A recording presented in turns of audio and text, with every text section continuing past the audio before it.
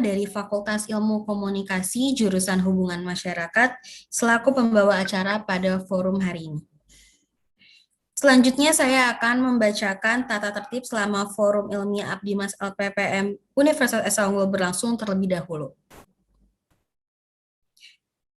Yang pertama, dipersilakan kepada Bapak Ibu untuk menonaktifkan mikrofon dan video ketika forum berlangsung. Kemudian yang kedua, display name sesuai dengan nama Bapak Ibu masing-masing. Lalu yang ketiga, sesi tanya jawab dilakukan sesuai dengan arahan moderator. Sesi tanya jawab dilakukan melalui chat dengan format nama lengkap, garis bawah asal instansi, garis bawah asal kota. Peserta dilarang meninggalkan meeting sebelum acara selesai. Lalu selanjutnya Bapak Ibu silahkan mengisi absen di link yang telah disediakan oleh operator kami, yaitu di bit.ly/absen FIA. Perlu diingat Bapak Ibu mengisi kuesioner paling lambat hari ini pukul 4 sore di link yang akan disediakan oleh operator kami. Yaitu di link bit.ly/kuesioner FIA. E-sertifikat hanya diberikan kepada peserta yang telah mengisi kuesioner. Selanjutnya Bapak Ibu, saya akan membacakan susunan acara kita pada hari ini. Yang pertama ada pembukaan. Kita akan menyanyikan Indonesia Raya dan juga himne Universitas Esa Unggul. Yang kedua akan ada sambutan. Lalu yang ketiga kita masuk acara inti yaitu pemaparan materi oleh pembicara yang akan dilanjutkan oleh sesi tanya jawab. Untuk sesi tanya jawab kami dipersilakan kepada Bapak Ibu untuk bertanya melalui kolom komentar yang sudah disediakan. Pengisian polling dan pembacaan hasil polling. Dan kelima penutup, lalu selanjutnya kita yang terakhir ada sesi foto bersama. Saya juga ingin menginformasikan kepada Bapak Ibu sekalian bahwa Forum Ilmiah Abdimas LPPM Universitas Esa Unggul pada hari ini diadakan secara streaming di YouTube maupun Facebook kami di LPPM Universitas Esa Unggul.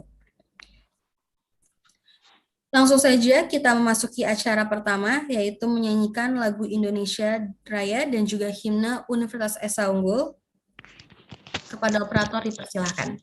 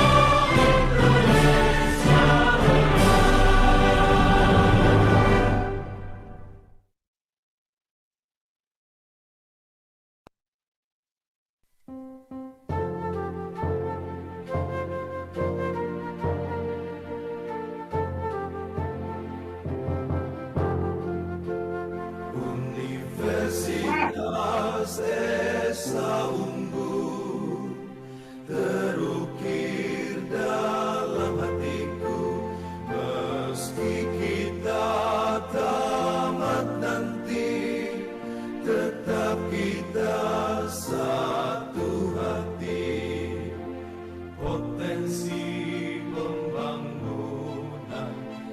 tercipta di kampusku demi masa depan bangsa, belajar sekuat daya.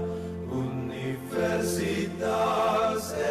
Esa Unggul menyatu dalam diriku, seluruh jiwa ragaku kan tetap setia padamu.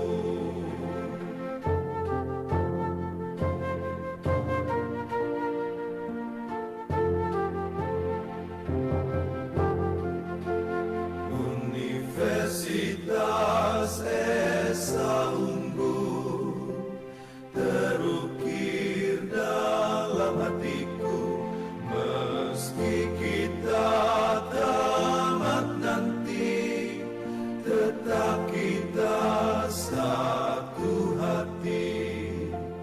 Potensi pembangunan tercipta di kampusku demi masa depan bangsa, belajar sekuat daya.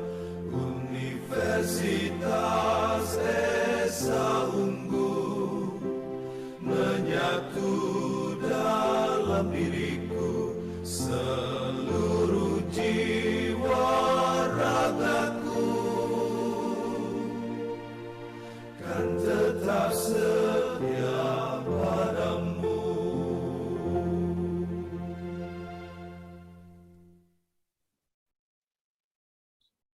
Baik, terima kasih operator. Acara selanjutnya yaitu sambutan sekaligus pembukaan forum ilmiah Abdimas pada hari ini. Sambutan akan dibawakan oleh Dr. Rian Adi Pamungkas, MNS PHN. Kepada Bapak Rian Adi Pamungkas, waktu dan tempat disilahkan. Ya, terima kasih Mbak Nurul Anissa. Suara saya jelas? Jelas, Bapak. Ya, terima kasih. Bismillahirrahmanirrahim. Assalamualaikum warahmatullahi wabarakatuh dan selamat siang Bapak dan Ibu peserta Forum Ilmiah Dosen atau Forum Ilmiah Abdimas pada kesempatan ini. Saya mewakili LPPM mengucapkan terima kasih ya, terutama yang pertama mungkin saya ucapkan terima kasih buat Mbak Nurul Anissa yang sudah membantu kami untuk memandu acara di kegiatan mingguan kami, di mana kegiatan ini merupakan kegiatan rutin yang dilaksanakan LPPM untuk memfasilitasi teman-teman dosen yang akan melakukan kegiatan pengabdian masyarakat di masa pandemi ini, di mana dosen memiliki keterbatasan untuk secara langsung melakukan kegiatan pengabdian masyarakat. Jadi melalui kegiatan ini kita mencoba memfasilitasi semua dosen yang ada di Universitas Esa Unggul untuk turut serta melaksanakan kegiatan pengabdian masyarakat. Kemudian yang kedua, saya mau mengucapkan terima kasih banyak kepada pembicara kita pada kesempatan ini dari Fakultas FDIK ya, Bapak Triwahyudi SSN, MSN, hampir sama dengan titel saya ya, kebalikannya aja. Kemudian Ibu Putri Anggraini SSN MDS, rekan kami di bidang 2 yang sekaligus mungkin menjabat sebagai Kepala Pusat Studi untuk Fakultas FDIK. Pada kesempatan ini saya membaca judul yang akan disampaikan oleh Bapak Triwahyudi, Residensi Seni Rupa dan Bahasa Indonesia di Suriname. Ya, ini saya pikir cukup menarik ya materi pada kesempatan ini. Yang pertama saya mau mengucapkan terima kasih banyak buat Pak Triwahyudi yang sudah menyempatkan waktunya untuk kita sama-sama sharing knowledge atau sharing pengetahuan terkait tema yang akan dibawakan pada kesempatan ini. Semoga apa yang disampaikan Pak Triwahyudi ini bisa bermanfaat buat kita semua, terutama buat dosen-dosen yang ada di Esa Unggul. Saya mengucapkan sekali lagi terima kasih dan memohon maaf bila ada proses yang mungkin tidak sesuai karena waktunya tadi saya lihat agak telat ya, agak telat 15 menit. Mungkin ada sesuatu yang mungkin masih ditunggu atau pesertanya yang mungkin masih sedang dalam on the way menuju Zoom meeting kita ini. Saya atas nama Ketua LPPM membuka secara resmi acara Forum Ilmiah Dosen ya ini ya. Forum Ilmiah Abdimas yang akan disampaikan oleh Bapak Tri Wahyudi. Selanjutnya saya kembalikan kepada Mbak Anissa. Silahkan Mbak Anissa. Mbak Nurul ya. Baik, Bapak Rian, terima kasih banyak atas sambutannya. Bapak Ibu, langsung saja kita memasuki acara inti. Namun sebelum itu saya ingatkan untuk sesi tanya jawab, pertanyaan Bapak Ibu bisa ditulis di kolom komentar yang sudah ada. Langsung saja tanpa berlama-lama lagi, acara saya berikan kepada moderator kita pada hari ini, Ibu Putri Anggraini SSN MDS. Kepada Ibu Putri Anggraini, waktu dan tempat disilahkan.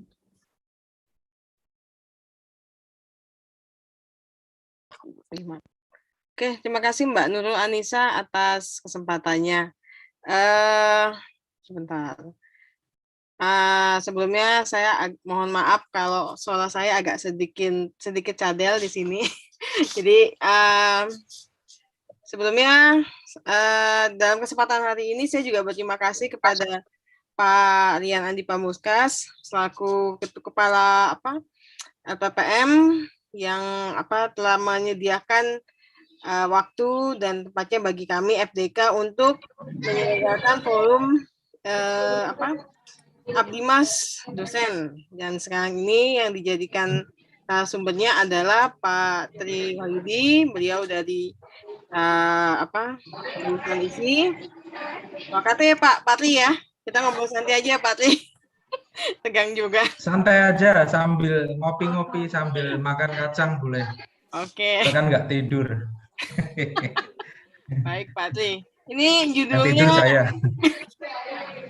Judulnya ini ya menarik ya Pak Tri. Saya juga begitu dapat dari Pak Tri. Atau judulnya wah luar negeri nih. Kayaknya kalau ngomong bahasa Inggris saya nggak jago juga Pak Tri ini Suriname. Kayaknya jauh sekali Pak. Gitu. Jadi pada kesempatan hari ini kita akan mendengarkan pemaparan dengan judul judulnya mendadak. Judulnya adalah Residensi Seni Rupa dan Bahasa Indonesia di Suriname. Suriname ya Pak? Suriname apa Suriname Pak? Saya nyebutnya Pak. Yang Suriname aja. Suriname nanti Suriname aja, ya? Marah nanti orang-orang. Oh iya. Baiklah. Kita langsung mulai aja kali ya Pak. Tadi saya persilakan kepada Pak Tri untuk mempresentasikan hasil Abdimasnya di forum ilmiah Abdimas ini. Silakan Pak. Iya. Ya, saya share screen berarti ya langsung ya. Ya, monggo Pak, silakan. Oke.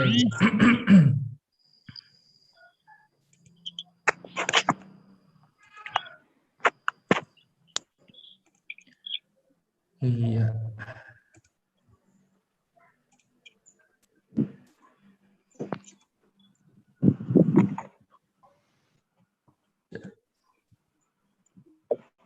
Sudah jelas, Bapak Ibu? Belum saya ini nih, saya full screen ya. Kelihatan Pak, kalau dari saya kelihatan. Kelihatan ya. Ya sebelumnya ini langsung saya, Bu Putri. Monggo, silakan Pak.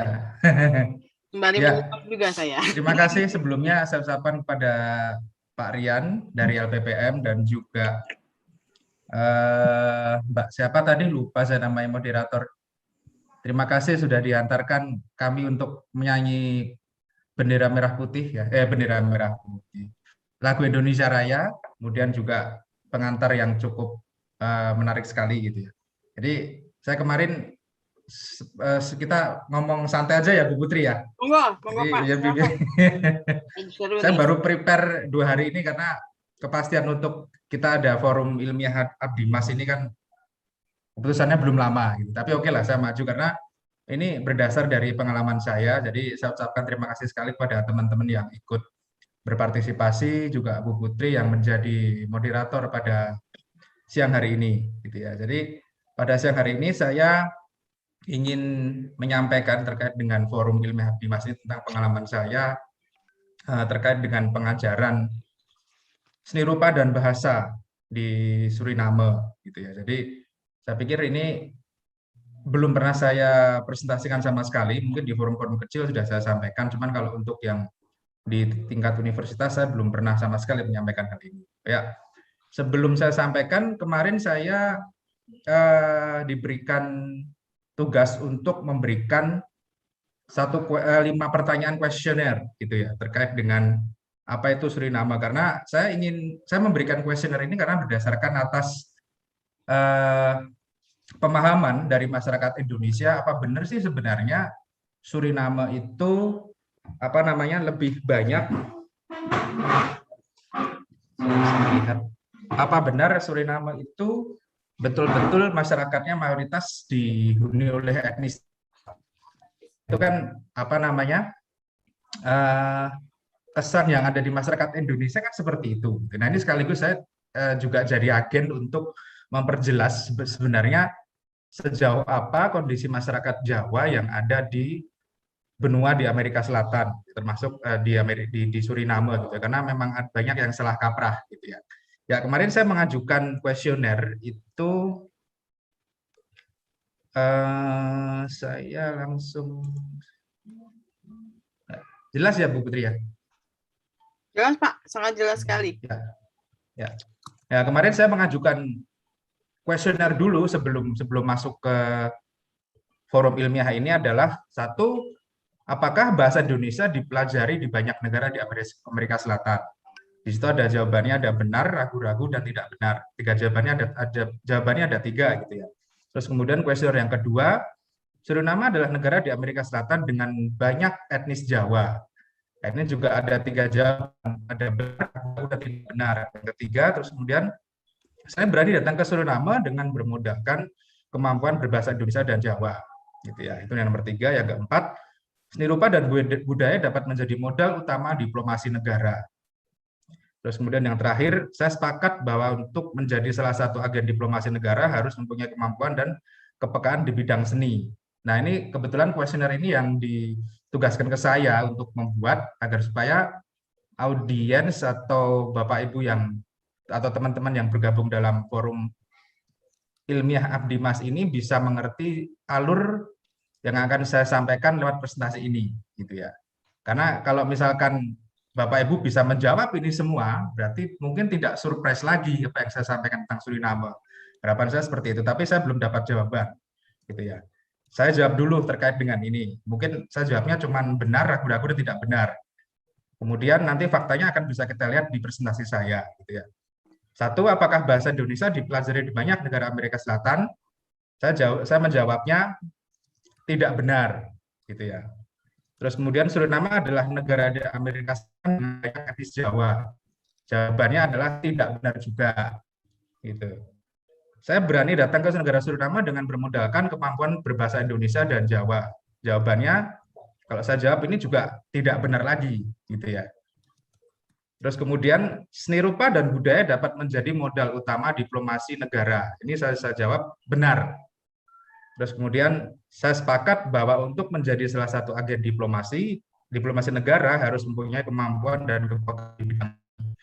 Ini saya jawab benar karena memang kemarin saya banyak bersinggungan dengan teman-teman diplomat gitu. Jadi kadang-kadang kita agak sedikit kritis gitu ya tentang persoalan diplomasi ini, ternyata memang persoalan budaya ini memang harus diperhatikan menurut versi saya. Gitu. Dan nanti mungkin bisa dapat tanggapan juga dari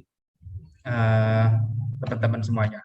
Ya, oke, presidensi seni rupa bahasa Indonesia dan di Suriname. Ya, ini yang saya tampilkan di slide ini adalah 2 patung monumental dari karya seorang Suki Irodikromo. Jadi dia adalah salah satu seniman keturunan Jawa yang tinggal di Suriname, pernah belajar ke Jogja tahun 70-an, tapi cuma 1 tahun gitu ya, terus balik lagi. Nah, ini ada terletak namanya di daerah Marenberg gitu ya. Jadi di sana hampir semuanya memakai nama-nama bahasa Belanda karena memang di Suriname itu bahasa nasionalnya adalah bahasa Belanda. Seperti itu. Jadi kalau misalkan ada bahasa yang lainnya itu sebenarnya adalah bagian kecil dari penggunaan bahasa. Gitu. Jadi pertama bahasa Belanda, kedua adalah bahasa Inggris. Jadi kalau misalkan ada bahasa yang lain-lain itu adalah cuman bahasa yang sangat minoritas gitu ya. Ya, ini kemudian questionnaire tadi, terus saya masuk kepada isi dari materi yang saya sampaikan. Itu saya bagi menjadi empat babak saja atau 4 sesi, karena kalau kita berbicara Suriname ada banyak persoalan yang masuk di wilayah keilmuan saya. Jadi misalkan ketika saya berbicara tentang seni rupa kontemporer, mungkin nanti kita bisa berbicara lebih dalam lagi dalam sesi yang lain. Tapi ada 4 sesi yang ingin saya sampaikan di sini, yaitu terkait dengan bagaimanakah negara Suriname itu. Yang kedua, pemaparannya adalah yang terkait dengan etnis dan bahasa. Terus yang ketiga adalah yang terkait dengan kursus bahasa Indonesia. Terus yang keempat adalah yang terkait dengan apa yang saya lakukan tentang kegiatan Suriname, kegiatan seni rupa yang ada di Suriname, gitu ya. Nah ini misalkan ada sesi yang lainnya, sekali menyampaikan ada sesi tentang kursus bahasa Jawa yang memang ternyata itu mungkin menurut saya butuh 1 sesi khusus untuk saya sampaikan, karena kursus bahasa Indonesia dan bahasa Jawa ini ternyata memang ada waktunya tersendiri gitu ya. Dan kenapa masih ada kursus bahasa Jawa? Karena memang penggunaan bahasa Jawa di Suriname itu cukup berbeda dengan kita yang dari Jawa di Indonesia ini gitu. Makanya orang Jawa yang ada di Indonesia kadang-kadang agak loading gitu ya kalau ngomong bahasa Jawa dengan orang Suriname gitu. Makanya itulah yang membuat saya harus mengatakan faktanya seperti apa sih sebenarnya Suriname itu. Saya ingin mengenalkan perkenalan tentang Suriname dulu. Ini adalah teman-teman saya yang ketika saya tinggal di Suriname, saya juga sering main ke tempat mereka. Mereka adalah para tentara. Jadi saya mengajar di sana itu kebetulan ada beberapa tempat. Nah, salah satu tempatnya ini pesertanya ternyata banyak tentara Suriname yang ikut pelatihan yang saya berikan seperti itu. Jadi ini mereka bertiga ini adalah tentara di Suriname, tapi sekaligus jadi murid saya di sana. Seperti itu. Ya, saya sampaikan dulu, Republik Suriname dulu bernama Guyana Belanda atau Guyana Belanda adalah sebuah negara di Amerika Selatan dan merupakan bekas jajahan Belanda. Negara ini berbatasan dengan Guyana Perancis di sebelah timur dan Guyana Inggris di sebelah barat. Di selatan berbatasan dengan Brasil dan di utara dengan Samudra Atlantik. Suriname merupakan negara di kawasan Amerika Selatan yang beribu kota di Paramaribo.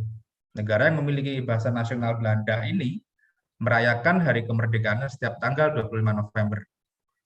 Paramaribo adalah ibu kota sekaligus kota terbesar di Suriname. Penduduknya berjumlah 520.000 jiwa. Kota ini terletak di tepi barat Sungai Suriname, sekitar 23 km dari laut. Nama Paramaribo berasal dari kata para atau sungai besar dan maribo, penduduk. Pemukiman dari bahasa Tupi Guarani. Dan disinilah saya akan menghabiskan banyak waktu untuk mengajar di beberapa tempat, yaitu di Kedutaan Besar Republik Indonesia di Paramaribo untuk BIPA, Bahasa Indonesia untuk pengantar asing, dan Direktorat Kultur, dan VAYI atau Sana Budaya untuk kelas budaya. Jadi VAYI ini adalah salah satu LSM masyarakat Jawa lah ya. Singkatannya itu Vereniging Herdenking Avanse Migrasi. Gitu. Kota Paramaribo adalah salah satu kota terpenting di negara Suriname karena pusat administrasi dan pemerintahan negara semua terpusat di sini. Termasuk juga perwakilan kedutaan besar dari negara lain hampir semuanya berada di sini dengan karakter tata kota yang hampir sama dengan bangunan-bangunan di Belanda. Paramaribo dianggap sebagai salah satu area kebudayaan yang menarik di Amerika Selatan. Dengan banyaknya bangunan dari masa kolonial pada abad ke-17 dan 18 yang masih terlihat di sana. arsitektur Belanda sangat kental dalam bangunan-bangunan tua di kota ini. Kota ini juga masuk dalam situs warisan budaya UNESCO pada tahun 2002.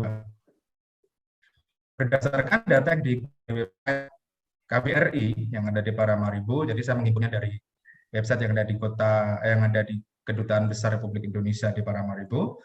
Total penduduk Suriname per 8 April 2021 mencapai 575.991. Komposisi agama yang dianut ada agama Hindu, Protestan, Katolik Roma, Hindunya India ya. Terus kemudian Islam, termasuk agama Yahudi dan aliran kepercayaan lainnya yang juga diakui oleh negara. Sementara mata uang yang digunakan adalah Suriname dolar atau SRD. Kemudian etnis suku diantaranya adalah Indians. Indian ini sebenarnya nama lain dari Hindustan sebenarnya. Jadi malah justru di Suriname itu masyarakat etnis yang paling banyak itu salah satunya adalah masyarakat dari India. Itu sejumlah 27%. Gitu ya. Terus kemudian Afro Surinamis itu ada 37%. Afro itu berkulit hitam gitu ya. Seperti Afro Amerika lah, seperti itu. Terus kemudian Creoles ini adalah masyarakat dari Afrika, sebenarnya keturunan Afrika, tapi belum tercampur biasanya. Artinya kalau saya sebut Afro Surinamis itu biasanya sudah campur menikah ataupun kawin dengan berbagai macam etnis yang Wah, lain. Triwahyudi ternyata. Siapa nih? Atau menyebutnya adalah Dogla, seperti itu. Terus kemudian Maroons ada 21%. Gitu ya. Terus kemudian suku Jawa ada 14% loh.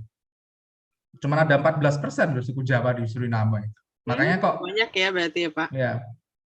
Sedikit dong, 14%, yang lainnya kan ada 37, 27, 15. Cukup berbeda sebenarnya dengan pemberitaan yang seakan-akan di Suriname itu mayoritas berbahasa Jawa ataupun suku Jawa seperti itu. Gitu ya. Terus kemudian Amerindian gitu ya. Itu suku Indian, betul-betul suku Indian. Jadi orangnya kulitnya hampir sama seperti kita, tapi agak sedikit apa ya, coklat-coklat tembaga gitulah, gitu ya. Eksotis lah pokoknya, gitu ya. Terus juga termasuk bangsa kulit putih dan lain-lainnya ada sekitar 2% sampai 1%. Adalah tabel yang saya ambil dari websitenya di KBRI gitu ya. Jadi sangat jelas sekali bahwa sebenarnya justru etnis atau mayoritas di Suriname itu bukan berasal dari suku Jawa gitu ya.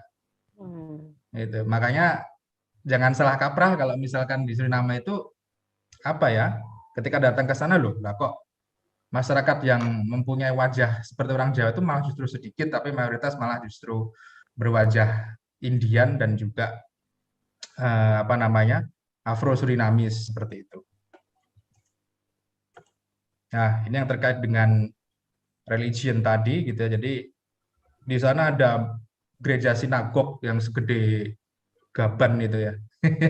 Gede sekali di sana. Itu dibuat dibuat berdampingan dengan satu masjid dari Ahmadiyah.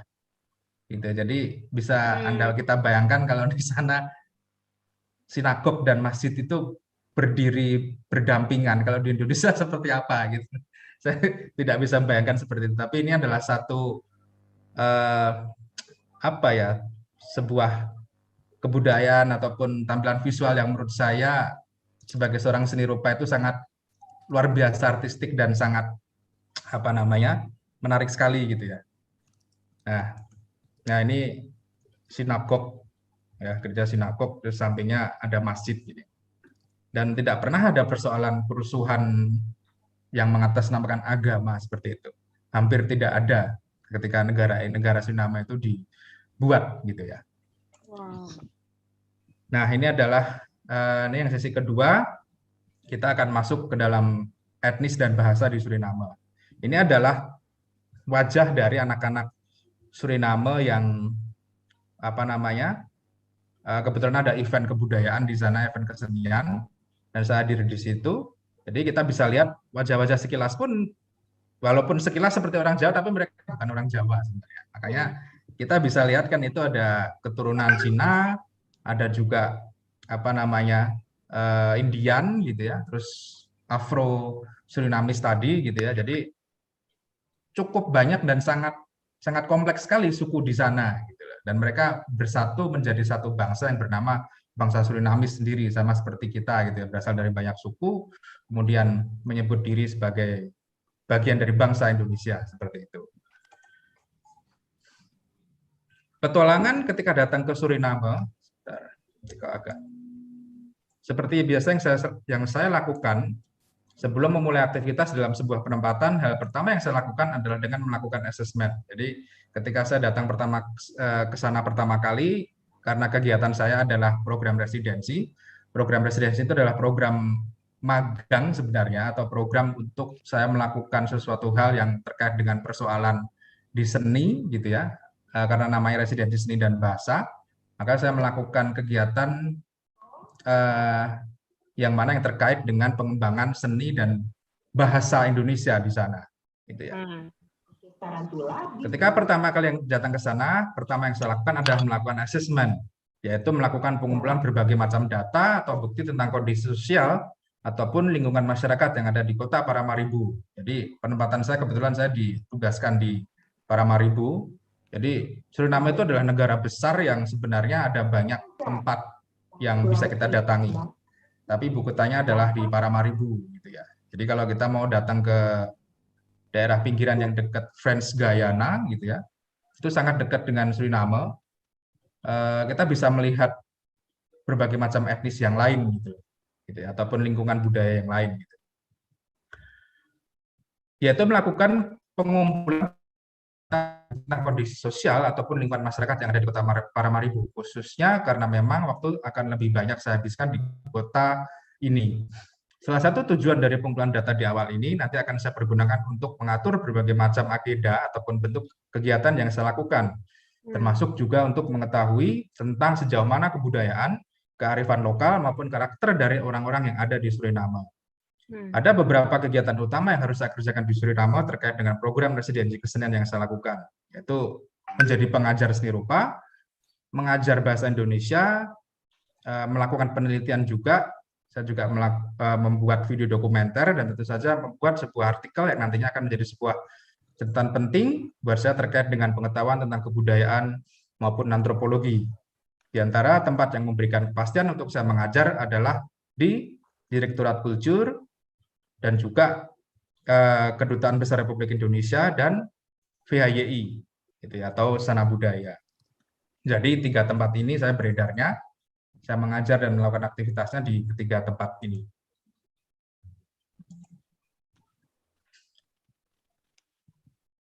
Dari data yang saya dapatkan dari diskusi dan berbincang dengan beberapa home staff, akhirnya mengarahkan saya untuk juga aktif mendapatkan seputar informasi tentang kebudayaan yang ada di Suriname. Salah satunya adalah tentang etnis sekaligus bahasa sehari-hari yang dipakai. Ya, informasi yang saya himpun yaitu bahasa Suriname yang berdasarkan atas asal penduduknya dibagi menjadi bahasa Indian Amerika gitu ya, bahasa Creole, bahasa Eropa, dan bahasa Asia. Jadi kita bisa membayangkan di Suriname itu ternyata bahasanya sangat kompleks seperti di negara kita gitu ya, karena berasal dari berbagai macam etnis gitu ya. Bahasa Indian Amerika di Suriname, bahasa Amerindian diucapkan adalah kalinya atau Caribs. Dalam bahasa Perancis mereka katakan Kalibi. Di Seranan mereka menyebutnya Kripsi. Seranan ini adalah juga salah satu bahasa yang bernama Seranantung. Ini bahasa yang memang akan sering kita dengar kalau kita berada di Suriname gitu ya. Jadi seperti bahasa bahasa lokalnya lah seperti itu. Jumlah yang berbicara di Suriname diperkirakan 2.500 orang. Bahasa ini digunakan di seluruh wilayah pesisir dari Guyana Perancis ke Venezuela. Gitu ya. Lokona atau Arawak, bahasa ini kurang lebih digunakan dalam area yang sama seperti di Kalinya. Jumlah penutur di Suriname sekitar 1.000 orang. Sebuah fakta yang luar biasa adalah bahwa antara Kalinya dan Lokono yang kadang-kadang digunakan di daerah yang dekat satu sama lain, misalnya Mata adalah desa di Lokono, Bigi Poika yang berbicara saat sekarang ini tampaknya tidak ada hubungan historis apapun. Jadi bahasa Indian juga salah satu bahasa yang memang dipakai di sana, Indian Amerika gitu ya. Ada Wayana juga, terus kemudian ada trio, terus kemudian ada warau gitu. Terus kemudian bahasa yang kedua yang dipakai itu adalah bahasa Kriol. Bahasa Kriol ini adalah bahasa yang 300 sampai 400 tahun yang lalu masyarakat dari Afrika yang sudah dibawa ke Suriname. Pada awalnya menggunakan bahasa Afrika yang berbeda-beda untuk berbicara, tetapi kemudian membutuhkan bahasa untuk berkomunikasi, yaitu dengan menggunakan bahasa Inggris di antara mereka sendiri. Inilah yang menghasilkan perpaduan dengan bahasa asal mereka, sehingga menjadi bahasa Kriol dari Suriname. Di antara bentuk bahasa Kriol adalah ada bahasa Seramakan, Matawai, terus kemudian Paramakan, Diyuka, ada Boni, terus kemudian terakhir adalah Seranan Tongu. Nah, Seranan ini yang paling sering kita dengar dari mayoritas masyarakat etnis suku Kriol yang ada di Suriname atau masyarakat kulit hitam yang ada di sana, gitu ya. Jadi kita akan lebih sering mendengarkan bahasa-bahasa Seranan Tongu. Dengan Seranan kita mengartikan bahasa Kriol yang diucapkan dan berfungsi sebagai penutur, sebagai bahasa penutur di Suriname. Kebanyakan orang di Suriname menyebut bahasa ini dengan bahasa taki-taki, gitu ya. Jadi bahasa versi versi resminya, walaupun itu juga tidak dicatat di negara ya, itu menyebutnya Seranan Tongu. Tapi orang sana menyebutnya taki-taki, gitu ya. Jadi misalkan menyebut kata terima kasih itu namanya grantangi, ya cuman ngertinya itu aja. Jadi orang sana pasti kalau tiba-tiba antara ngomong thank you well dan grantangi, itu artinya terima kasih. Seperti itu. Iya. Malah bahasa Jawa ini Pak, di sana tapi masih pakai bahasa Jawa kan? Maksudnya komunikasinya bagaimana jadi kalau begini? Ya. Dengan bahasa Kalau komunikasi bahasa Jawa ya antara etnis Jawa aja. Oh. Terima kasih ya ngomongnya matur kesuwun. Oh. Seperti itu. Makanya agak sedikit beda gitu ya dengan di sini yang benar. menyebutnya misalkan terima kasih matur nuwun. Matur suwun juga ada tapi ditambahin mereka kesuwun seperti itu. Oh. Okay. Nanti ada risetnya lagi bahwa ternyata bahasa yang dipakai itu adalah bahasa-bahasa yang memang dipakai oleh etnis Jawa yang berada di dekade tahun 1800-an sekian. Itu mereka menggunakan bahasa-bahasa seperti itu. Karena memang kalau kita lihat sejarahnya, mereka orang-orang Jawa yang di sana itu kan adalah orang-orang yang berasal dari orang-orang Jawa yang dipekerjakan sebagai kuli kontrak gitu ya. Di sana, terus kemudian juga ada pemaksaan dari Belanda seperti itu gitu ya. Ada juga yang menyebut bahkan hampir mayoritas kalau saya berbicara kenapa orang Jawa itu bisa datang ke sana, salah satunya adalah karena mayoritas banyak yang memang kena werk. Saya itu mencari vocabulary bahasa Belanda yang bernama di werk itu apa, cuman mereka menerjemahkannya werk itu adalah dihipnotis.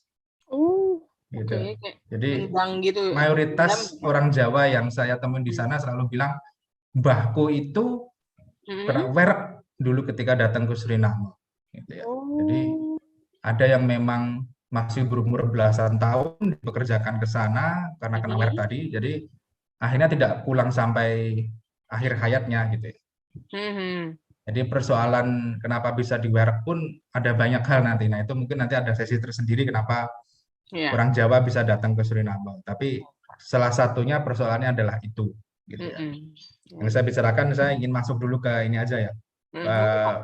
Bahasa Indonesia dan Stiropase nanti setelah sedikit saya akan sampaikan beberapa sejarah yang disampaikan sama orang-orang di Suriname. Itu betapa cukup mengenaskan gitu ya, bisa datang ke sana. Tapi bersyukur akhirnya mereka ketika sudah masuk ke generasi ketiga, keempat itu mereka bersyukur gitu karena cukup sejahtera ternyata negaranya mereka. Gitu. Dibanding di Indonesia. Ya, Pak? Mungkin seperti itu karena tiap orang dapat pensiunan loh di sana itu. Wow. Ketika sudah berumur di atas 55 tahun itu mereka dapat pensiun sampai mati. Kalau di kita kan enggak. Kecuali pemerintah kali ya Pak, beda. Iya, kecuali ASN. Kalau Iya. kita kan kaum ini non amtenar gitu. Iya. Gitu ya. Ya. Menarik. Ya. Terus kemudian ada juga Asia, itu ada bahasa Sernami Hindi, bahasa dari India gitu ya. Terus kemudian bahasa Jawa. Nah, ini adalah bahasa Jawa itu sumbernya dari orang Jawa yang berimigrasi pada tahun 1890 gitu ya. Wow. Jadi startnya kan mulainya dari sana. Nah, seperti virtual background saya ini kan adalah tempat di mana datang orang-orang dari suku Jawa pertama kali menginjakkan di Suriname. Jadi itu tiap bulan Oktober pasti ada perayaan besar-besaran untuk mengenang pertama kali orang Jawa datang ke sana. Gitu. Sangat menyayat hati kalau saya bilang, karena ketika di jam itu biasanya orang-orang Jawa datang ke sana sambil membawa bunga, jadi penuh dengan bunga di Marienburg ini, gitu ya, atau di apa namanya, saya lupa namanya, tapi yang pasti di dekat situ ada satu tempat juga itu yang menjadi tempat napak tilas orang Jawa pertama kali datang, gitu ya. Ya, saya lanjutkan. Bahasa Asia di sini ada juga bahasa Cina, gitu ya. Bahasa Cina bukan nama dari suatu bahasa, tapi nama kolektif bahasa yang merupakan bagian dari kelompok-kelompok bahasa yang berasal dari Tibet, Cina. Populasi Tionghoa Suriname berbicara Hakka yang berasal dari bahasa Cina Selatan. Gitu ya. Nah, ternyata mayoritas Tionghoa itu di seluruh bumi ini kayaknya ada ya. Mau dimanapun ada lah, karena memang populasi masyarakat yang cukup banyak seperti itu. Ya, benar sekali. Terus kemudian ada bahasa-bahasa Eropa dan yang digunakan di sekolah. Ada bahasa Inggris itu pasti yang telah menjadi bahasa dasar dari bahasa Kreol itu. Makanya bahasa Kreol ini kan atau Seranan ini campur-campur gitu ya. Karena mix berasal dari berbagai macam bahasa seperti itu. Dan original bahasa Seranan itu cuma ada di Suriname. Gitu. Kalau kita datang ke Afrika, kita pun nggak akan pernah menemui bahasa Seranan Tongo seperti itu. Gitu. Terus kemudian bahasa Portugis, terus kemudian bahasa Prancis. Bahasa Prancis ini cukup sering kita dengar nanti di Suriname, karena memang kita negara Guyana Belanda ini berbatasan dengan Guyana Prancis. Jadi ketika zaman kolonial dulu kan orang-orang Eropa itu kan membagi kekuasaannya dengan membagi seperti pizza itu ya, negara-negara di Amerika Selatan. Di sebelah barat ada Guyana Belanda, terus kemudian ada juga Guyana Prancis, terus kemudian Guyana Inggris. Yang Guyana Belanda atau Suriname ini menggunakan bahasa Belanda, yang Guyana Prancis menggunakan bahasa Prancis, yang Guyana Inggris itu dengan menggunakan bahasa Inggris. Jadi bisa dibayangkan ketika kita datang ke Amerika Selatan itu kita bisa mengunjungi berbagai macam negara kita di samping Suriname ini. Dan bahasanya juga lain-lain gitu. Berbahasa Prancis, berbahasa Inggris. Kita Suriname juga dekat dengan Brasil gitu ya. Jadi cukup kompleks bahasa yang dipakai. Gitu ya. Terus kemudian bahasa Spanyol cukup sedikit gitu ya yang digunakan. Terus kemudian bahasa Belanda, bahasa resmi dan memiliki posisi yang lebih kuat dari sebelumnya. Ini adalah satu-satunya bahasa yang digunakan sebagai media instruksi. Bahasa Suriname banyak dipengaruhi oleh bahasa lain yang diucapkan di sini, terutama Seranan. Jadi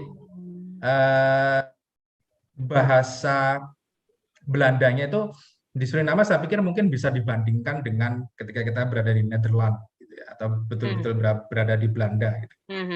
Sama tapi mungkin ada aksennya mungkin sedikit berbeda seperti itu. Ini kata yang mungkin apa namanya, yang mengerti bahasa Belanda ya, saya sangat amat ngerti, mungkin cuma 1% aja. Tapi yang mungkin lebih fasih bisa membandingkan bahasa Belanda yang ada di Eropa dengan di Suriname seperti itu. Ya. Nah, ini adalah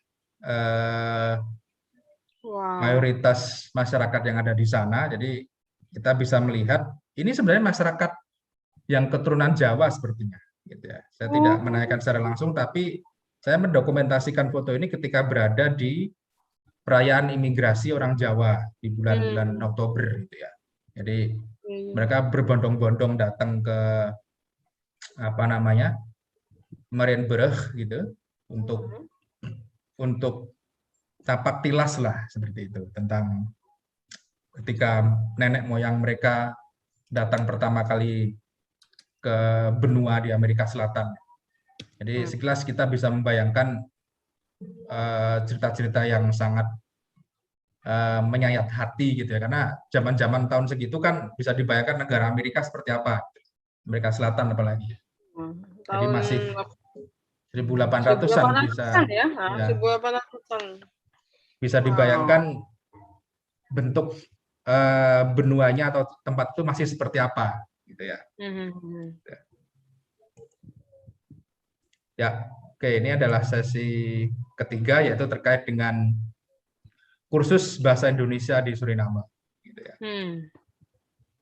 Nah, ini adalah salah satu dokumentasi foto dari aktivitas di Indofair, gitu. Jadi aktivitas yang sering diselenggarakan tiap tahun oleh KBRI di Paramaribo seperti itu. Kursus bahasa Indonesia pertama kali dan hingga sekarang diselenggarakan dengan bertempat di KBRI di Paramaribo dengan dimulai pada tahun 1987 oleh seorang warga negara Indonesia yang bekerja sebagai staf Republik Indonesia di Paramaribo, Suriname. Beberapa nama pengajar yang pertama kali mengajarkan bahasa Indonesia adalah Ibu Aci Putanto. Ini masih sehat, Ibu Aci ini, tapi kebetulan sudah pindah kewarganegaraan, gitu ya. Jadi dulu Bu Aci ini dibawa oleh orang tuanya sebagai diplomat zaman dulu, gitu ya. Tapi kemudian mungkin Bu Aci jatuh cinta dengan pria di sana, terus menikah, terus akhirnya pindah kewarganegaraan di sana, gitu ya. Terus ada Ibu Wisnianto, Bapak Muslinder, dan Bapak Sunaryo. Dan untuk pertama kali kursus itu diadakan di KBRI, mayoritas murid-murid yang ikut bergabung banyak yang berasal dari keturunan Jawa di Suriname. Salah satu murid angkatan pertama inilah yang akhirnya meneruskan estafet dari para pengajar bahasa Indonesia hingga sekarang. Salah satu murid yang akhirnya menjadi seorang guru bahasa Indonesia sampai sekarang adalah Bapak Rusman Darmo Hutomo dan Pak Rian, kebetulan namanya, Pak Rian Wirodikromo. Gitu ya. Kebetulan saya cukup mengenal Pak Darmo dan Pak Rian ini. Kemarin tahun 2019 Pak Darmo ini kebetulan dapat penghargaan dari Kemendikbud gitu ya, pas di Senayan itu event apa saya lupa namanya, di Senayan itu yang penghargaan buat seni budaya itu. Nah, khusus Pak Darmo ini betul-betul dianugerahi sebagai salah satu orang yang mengajarkan bahasa Indonesia tapi bukan berkebangsaan Indonesia gitu ya. Jadi luar biasa orang-orang di sana itu mengajar tanpa pamrih sama sekali. Jangan dikira guru-guru ini dibayar dengan sangat mahal, tidak. Nanti akan saya jelaskan berapa rupiah itu dibayar. Mereka menyebutnya, padahal mereka memakai tempat di KBRI, tapi cuma dibayar uang bensin itu bisa dibayangkan. Mengajar dari tahun 87 sampai sekarang, cuma dibayar uang bensin tiap bulan itu. Ya, hebat. Anyway lah. Hebat. Itu mungkin biar, apa namanya, jadi sisi yang romantis dari bagaimana bahasa Indonesia itu diajarkan di Suriname seperti itu. Ya, kita masuk ke dalam sistem pembelajaran kursus bahasa Indonesia. Sistem pembelajaran kursus bahasa Indonesia nyaris tidak pernah berubah dari sejak awal pembelajaran. Ini dimulai pada tahun 1987, yaitu dengan membagi dua kelas, yakni kelas pemula dan kelas lanjutan. Dan kemudian dilanjutkan dengan kelas ekstra pada sesi tambahan dengan nama Klub Bahasa Indonesia. Jadi yang pertama itu adalah kelas pemula. Kelas pemula ini diikuti oleh peserta kursus bahasa Indonesia yang berada dalam tahap awal mengenal bahasa Indonesia. Artinya sama sekali belum bisa membaca, menulis, ataupun memahami kalimat yang diucapkan sehari-hari dengan menggunakan bahasa Indonesia. Tahap yang paling menentukan sehingga seseorang peserta kursus dianggap lolos dari kelas ini adalah dengan mengikuti ujian bahasa Indonesia dan dinyatakan lulus oleh para guru dan penguji ujian bahasa Indonesia. Ini untuk kelas pemula. Nah, ini adalah aktivitas yang ada di KBRI. hampir mayoritas memang beretnis Jawa.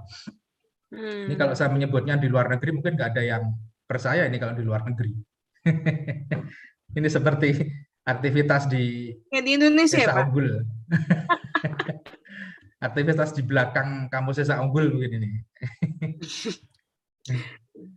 Nah, ini adalah kelas pemula gitu ya.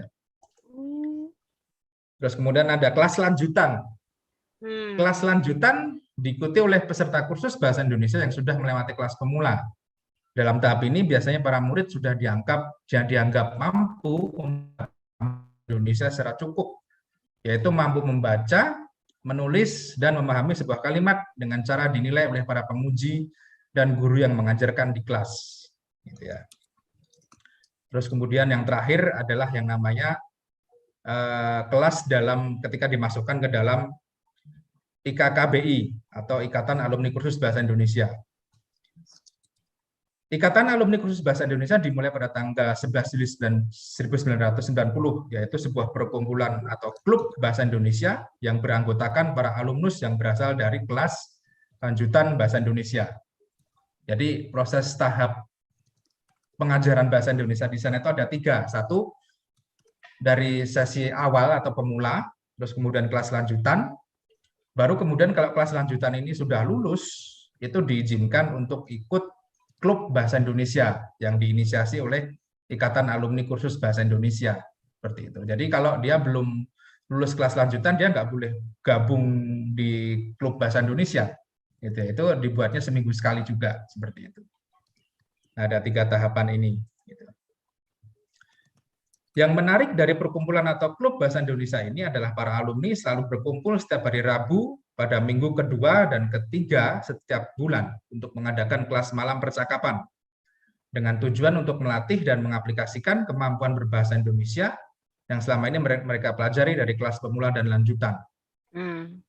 Kegiatannya pun beragam, mulai dari sekedar berbincang-bincang ataupun membuat sebuah karangan yang nanti akan mereka bacakan secara lisan di depan para alumni kelas bahasa. Hingga kemudian akan ada evaluasi bersama apabila ada yang kurang tepat dalam penggunaan bahasa Indonesia, sampai dengan acara hiburan dengan membagikan makanan kecil bersama, hingga membuat sebuah undian lotre dengan hadiah yang tujuannya adalah membuat suasana di dalam kelas lebih menyenangkan dan gembira. Dana yang didapatkan dari kegiatan kelas malam percakapan diambilkan dari iuran uang kas peserta di kelas. Seperti itu. Jadi kegiatannya lebih pada sesuatu yang menyenangkan gitu ya. Tapi kemudian ada aktivitas presentasi gitu, ada kelas, ada sesi malam percakapan seperti itu gitu ya. Nah, ini adalah sesi malam percakapannya. Ini adalah guru-gurunya gitu ya. Presentasi ini. Nah, ini undian lotre nih. Ini betul-betul pakai uang lotre ini. Kita beli lotre gitu ya. Jadi kalau 10 SRD atau Suriname dolar itu kalau di sini berarti sekitar 40 ribuan lah ya. Jadi mereka kan pakai uang yang seperti ini 10 seret. Jadi kalau orang-orang KBR itu biasanya nyebut kita beli pakai 10 seret, 20 seret gitu. Nah, uangnya kan seperti ini. Ya. Wow. Ya. Ini aktivitas yang ada di kelas bahasa Indonesia seperti itu. Yang ikut tuh variasi ya Pak ternyata ya. Maksudnya saya pikir yang ikut kursus tuh anak-anak, ternyata orang dewasa pun ikut ya Pak. Ya, nah ini yang jadi salah satu yang menarik di Suriname ya. Mungkin sudah ada penelitian gitu yang mengatakan bahwa sayangnya peminat orang yang belajar bahasa Indonesia itu sangat amat sedikit gitu ya. Mereka lebih sering, orang-orang anak muda ini cukup lebih sering ikut kursus bahasa Jawa. Jadi di KBR itu ada 2 kursus, satu kursus bahasa Indonesia, satunya kursus bahasa Jawa. Nah, untuk sesi kursus bahasa Jawa, kalau nanti saya ada sesi sampaikan aja nanti di seminar itu pembahasan lebih panjang dan sangat amat menarik bagaimana penyelenggaraan kursus bahasa Jawa. Mereka beretnis Jawa tapi masih ingin belajar bahasa Jawa seperti itu. Jadi mayoritas yang ikut akhirnya juga mayoritas yang memang berumur sudah cukup senior gitu ya, di atas umur-umur 20 tahunan gitu ya. Saya kemarin ketika di sana itu jarang ketemu dengan peserta kursus yang berumur di bawah 20 tahun lah. Saya jarang sekali melihat itu. Mungkin ada kayaknya 1-2 gitu ya, tapi dari dulu memang sangat jarang antusiasmenya anak-anak muda Suriname itu untuk belajar bahasa Indonesia. Ya, seperti itu. Karena memang sama halnya seperti kita belajar bahasa Belanda gitu ya di Indonesia itu. Karena betul-betul bahasa Indonesia itu menjadi sesuatu yang sangat asing di telinga mereka gitu loh.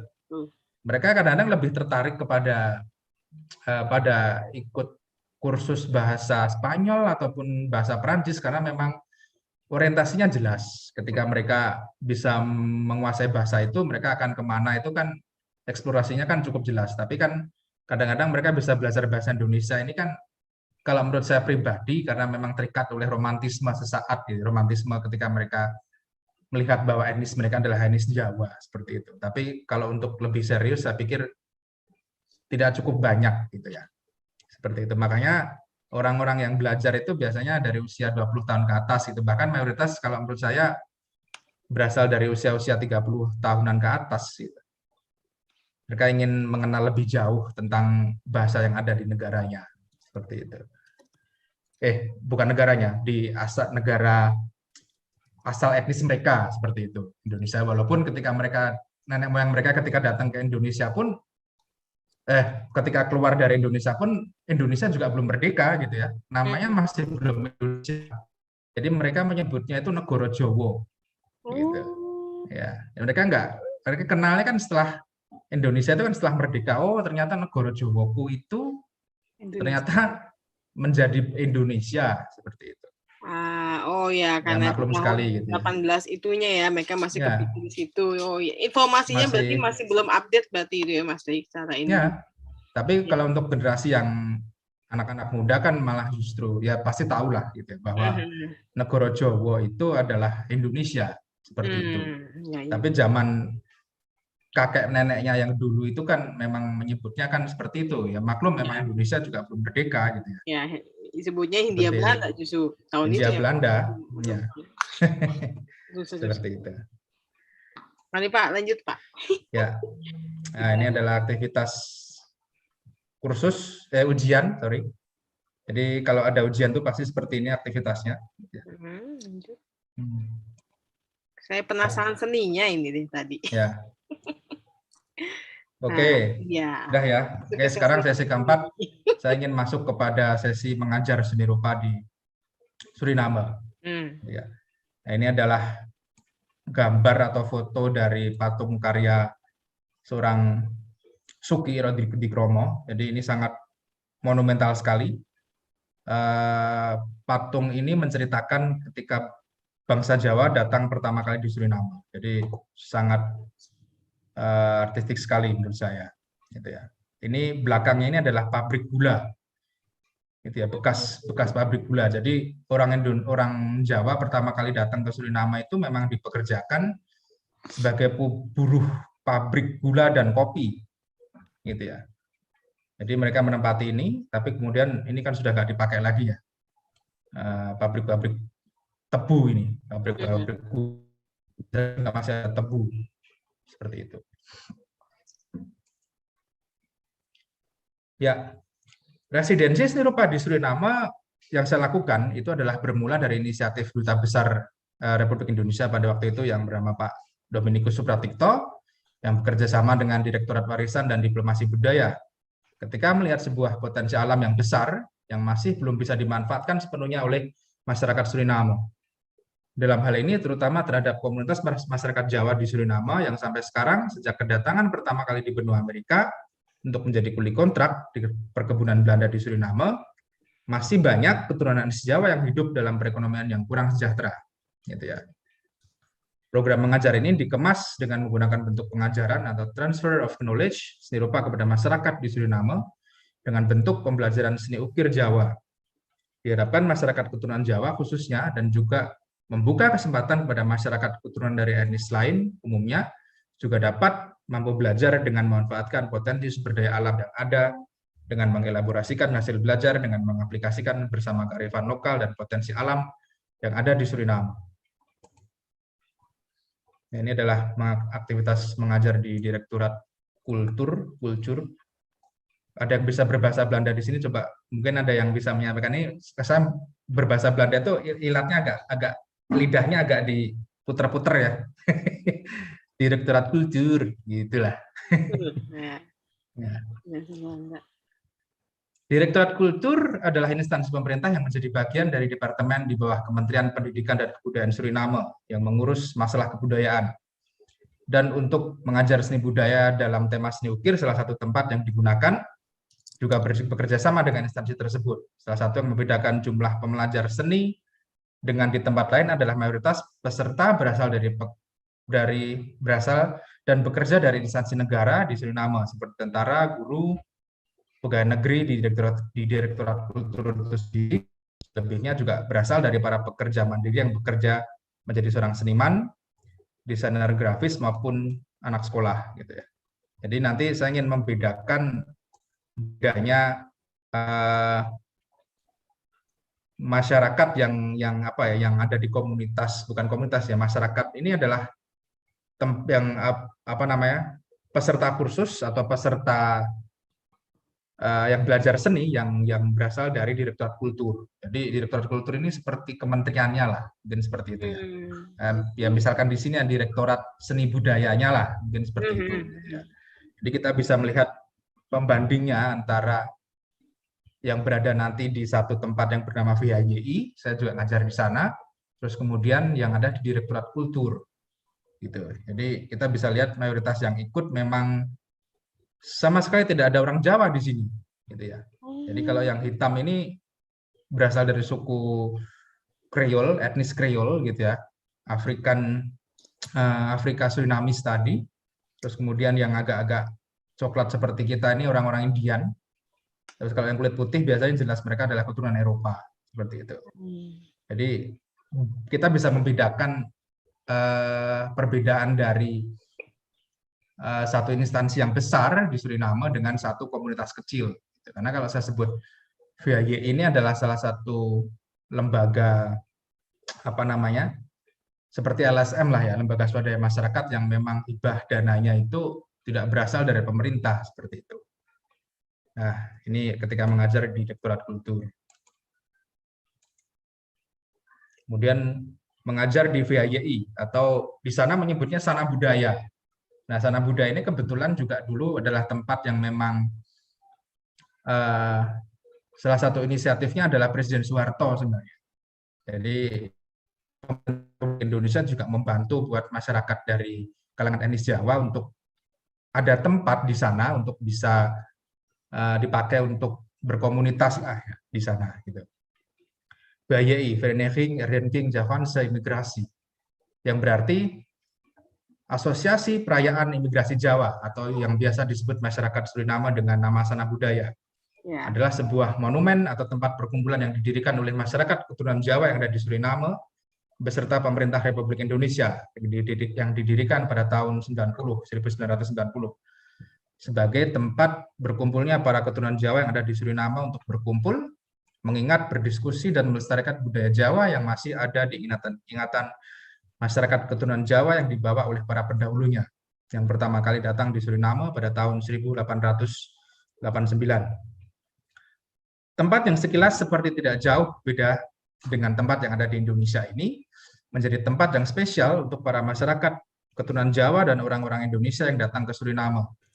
Di sana kita bisa melihat berbagai macam aktivitas yang masih aktif dilakukan sampai sekarang, seperti belajar tarian Jawa, mendalang, bermain gamelan, apapun sebuah perbincangan yang larut dengan menggunakan bahasa Jawa.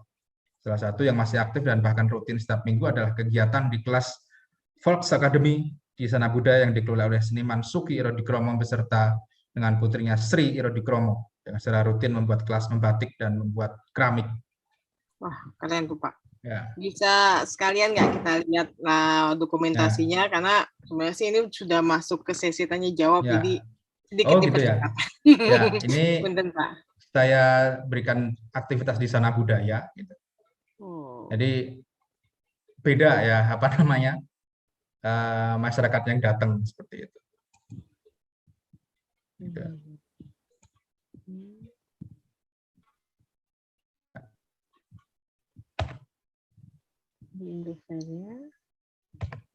Ya, saya satu lagi ya, sedikit lagi ya terkait dengan Indofair ini. Boleh. Ya, salah satu yang menarik di kegiatan atau aktivitas yang tiap tahun diselenggarakan yang terkait dengan Indonesia itu adalah yang bernama Indofair dan juga pameran seni sebenarnya. Itu adalah aktivitas yang tiap tahun diselenggarakan. Ada satu orang dari Jogja itu kebetulan yang diundang untuk tiap tahun bisa berpameran di sana, pameran produk ya. Saya lupa namanya, tapi apa namanya, dia pasti tampil ya di Indofair itu. Dia menampilkan karya-karya craft sih sebenarnya. Ya.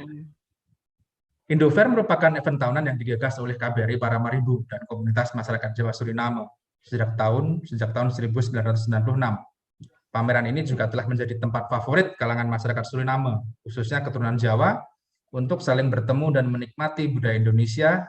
Dan sejak awal penyelenggaraannya di Suriname, Sana Budaya menjadi tempat yang selalu dipilih untuk menggelar event tersebut.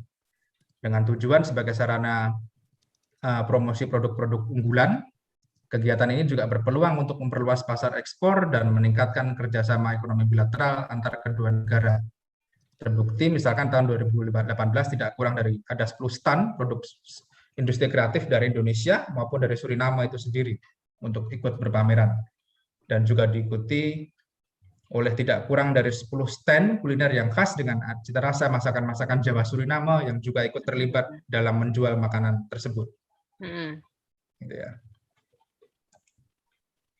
Nah, ini adalah aktivitasnya. Cukup simpel sebenarnya ya aktivitasnya itu.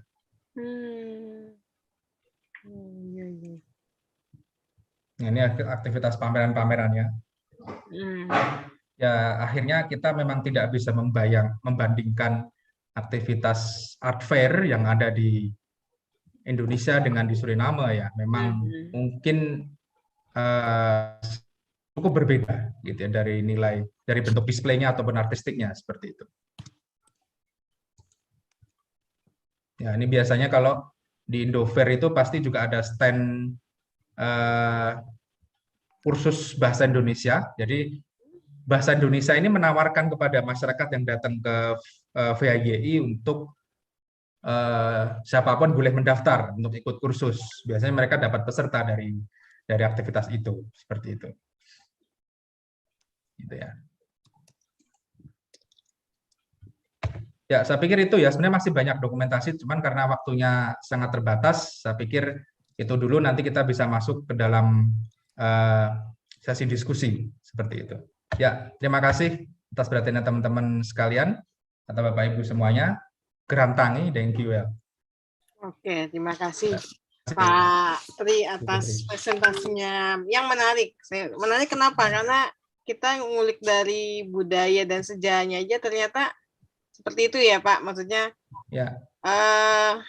Pengaruh Belanda, pengaruh beragam budaya itu yang membuat ternyata dari bahasa pun juga beraneka ragam juga gitu. Jadi nggak, saya pikir seperti yang Bapak pikir juga mungkin Jawa fokusnya gitu. Oh ternyata tidak, mereka mungkin, saya juga agak menariknya gini. Kita di Jawa pun kan juga ada kayak Toto Kromonya ya Pak, ya apa? Ini apa? Saya lupa kalau Jawa apa? Ada urutannya, mungkin Pak Rudi juga apa kali Pak. Saya Jawanya Jawa translate soalnya ini. Jadinya kan unik itu dalam arti gini menurut saya. Kalau kita kan ya pakai bahasa keseharian ya di sini ya gitu. Maksudnya keseharian dalam arti akan ada yang lebih halus lagi. Apakah di Suriname juga sama Pak? Maksud saya. Karena menarik nih, karena kan yang datang ke sana kan mungkin rata-rata ya di tahun orang tua kita ya mungkin masih menggunakan kata-kata yang mereka lebih mengenal bahasa Toto Kromo yang apa ya, yang sopan santun gitu loh. Kalau mungkin kita kan ya udah campur-campur udah seperti itu gitu. Oke, mungkin nggak usah lama-lama, silakan kepada Bapak Ibu yang ingin bertanya, ngobrol santai saja.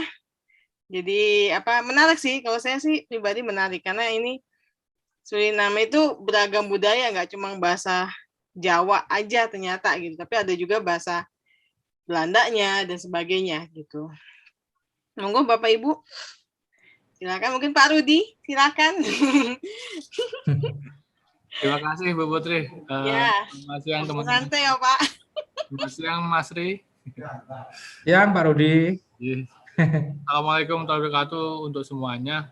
Ini pembahasan menarik sekali ya, residensi pengalaman Pak Tri ke Suriname. Nah, presentasi tadi juga menggambarkan kita, bahkan saya sampai terbawa seakan-akan itu di Suriname. Dan banyak sekali mimpi-mimpi yang mungkin bisa diwujudkan di sana. Nah, yang menariknya di sini kan siapa tahu nanti dari kita dosen sendiri bisa mengulang ke sana, atau mungkin dari mahasiswa kita ada yang tertarik residensi ke Suriname, atau mungkin dosen dan mahasiswa kita nanti residensi di Suriname. Nah, berkaitan dengan hal itu mungkin kalau untuk nyampe ke sana kan harus memenuhi kriteria dan birokrasi ya. Nah, kira-kira bagaimana Pak Tri proses pengajuan residensi baik itu dosen maupun mahasiswa menurut pengalaman Pak Tri kemarin? Kok sampai bisa tembus ke residensi di sana? Terima kasih. Ya. Ya, itu dulu Bu Putri atau ditampung silakan. atau langsung? Langsung ya. Langsung aja nggak apa-apa. Kita ngobrol santai kok. Ya. Kata Bapak. Ya, terima kasih Pak Rudi atas pertanyaannya, dan itu adalah pertanyaan yang menarik gitu ya. Jadi saya itu mungkin termasuk orang yang beruntung ya. Jadi pada suatu ketika ada program, bukan sebenarnya adalah program yang cukup personal sebenarnya. Memang ini adalah misi dari KBRI sendiri di Suriname, terus kemudian juga dari aspirasi dari masyarakat Jawa yang ada di sana gitu ya. Jadi mereka betul-betul membutuhkan ada satu orang Indonesia yang memang mungkin nanti bisa datang ke sana untuk memberikan sesuatu seperti itu. Nah, kebetulan waktu itu gayung bersambut gitu ya. Terus kemudian mungkin dalam hal pengajuan aplikasi ya. Jadi waktu itu saya mungkin karena aktif juga salah satunya di beberapa kesenian gitu. Mereka men-screening CV yang ada di saya gitu. Artinya CV saya di-screening oleh Kemendikbud waktu itu. Kebetulan ini programnya juga memang kolaborasi antara pemerintah, terus kemudian juga LSM yang ada di Suriname sendiri, terus kemudian juga KBRI gitu. Terus kemudian suatu ketika saya dapat informasi itu, dan kemudian ada screening untuk kita memberikan CV, dan dari situ salah satu persyaratnya adalah saya harus bisa lolos untuk pengajuan menjadi pengajar BIPA gitu ya, karena memang untuk kita bisa datang ke Suriname itu memang tidak murah ya Pak ya. Jadi tiket pulang pergi itu 60 juta habis deh. Wow. Makanya cukup banyak itu untuk tiket ya, karena perjalanan lebih dari 24 jam, sekitar 30 jam lah gitu. Kita ke Belanda dulu, nginep 1 hari di sana di Belanda. Habis dari Belanda kita lanjut ke benua Amerika. Jadi bisa dibayangkan kita keliling dari 3 tempat tuh, dari benua Asia, Eropa, terakhir ke benua Amerika. 3 sesi itu. Jadi memang cukup jauh gitu ya. Jadi awal pertama kali saya datang ke situ adalah sebenarnya dapat rekomendasi dari Kemendikbud gitu ya. Mungkin mereka waktu itu melihat portfolio yang ada di saya gitu ya. Terus kemudian waktu itu dapat sponsor juga dari program pengajar BIPA. Jadi BIPA ini sebenarnya adalah salah satu misinya adalah mengajarkan bahasa Indonesia ke hampir seluruh negara di dunia. Itu tiap tahun ada. Jadi salah satu persyaratannya yaitu untuk bisa mengajar BIPA itu kita harus lulus sertifikasi bahasa Indonesia. Jadi itu ada itu, untuk kita bisa jadi pengajar itu kan kita harus lulus sertifikasi, ada sertifikasinya seperti TOEFL seperti itu gitu ya. Terus kemudian mungkin karena saya dapat jalur di mana saya cukup berprestasi di seni mungkin ya. Jadi akhirnya title saya di sana itu sebagai salah satunya adalah sebagai duta bahasa dan seni Indonesia sebenarnya. Jadi saya diberikan kesempatan itu untuk menjadi duta bahasa negara sekaligus mengajar seni di sana. Jadi pada prinsipnya proses ke sana itu mungkin salah satunya adalah karena portfolio berkesenian gitu ya. Kedua, kita bisa lewat jalur BIPA sebenarnya. BIPA itu hampir tiap tahun membuka program gitu ya. Kita bisa mengajukan aplikasi itu sebenarnya lewat BIPA. Kita bisa milih bahkan negara mana yang akan kita datangi, tentunya dengan beberapa persyaratan. Jadi kalau misalkan kita ingin mengajar bahasa Indonesia di Eropa, mungkin sertifikasinya persyaratannya harus sekian-sekian misalkan gitu ya. Tapi menurut saya siapapun bisa datang lah. Sebenarnya negara Suriname itu membuka seluas-luasnya untuk orang bisa datang ke sana gitu ya. Jadi saya sendiri pun juga sangat membuka kesempatan, kebetulan sampai sekarang pun saya masih berkomunikasi baik dengan teman-teman dari Sana Budaya dan Direktorat Kultur gitu. Jadi tinggal nunggu aja. Sebenarnya kalau misalkan Esa Unggul ada yang mau buat program di sana, ayo saya antar. Cuman satu orang tiketnya memang seharga tiket naik gaji. cukup murah atau mahal itu kalau buat Esa Unggul itu. Tapi menurut saya sangat menarik sekali. Mohon maaf Pak Tri, saya potong. Ya. Waktu pas Pak Tri berangkat ke sana itu masalah pembiayaan bagaimana Pak? Biaya sendiri atau dapat kayak semacam residensi dari program pemerintah kita? Ini penting buat gambaran mahasiswa kita. Jangan sampai, wow 60 juta nggak jadi ke Suriname. Padahal mimpinya tadi udah sangat manis sekali gitu kan. Ya. Terima kasih. Kebetulan 100% funding Pak, gitu ya. Jadi saya cuma bermodalkan gigi aja ke sana. Gitu.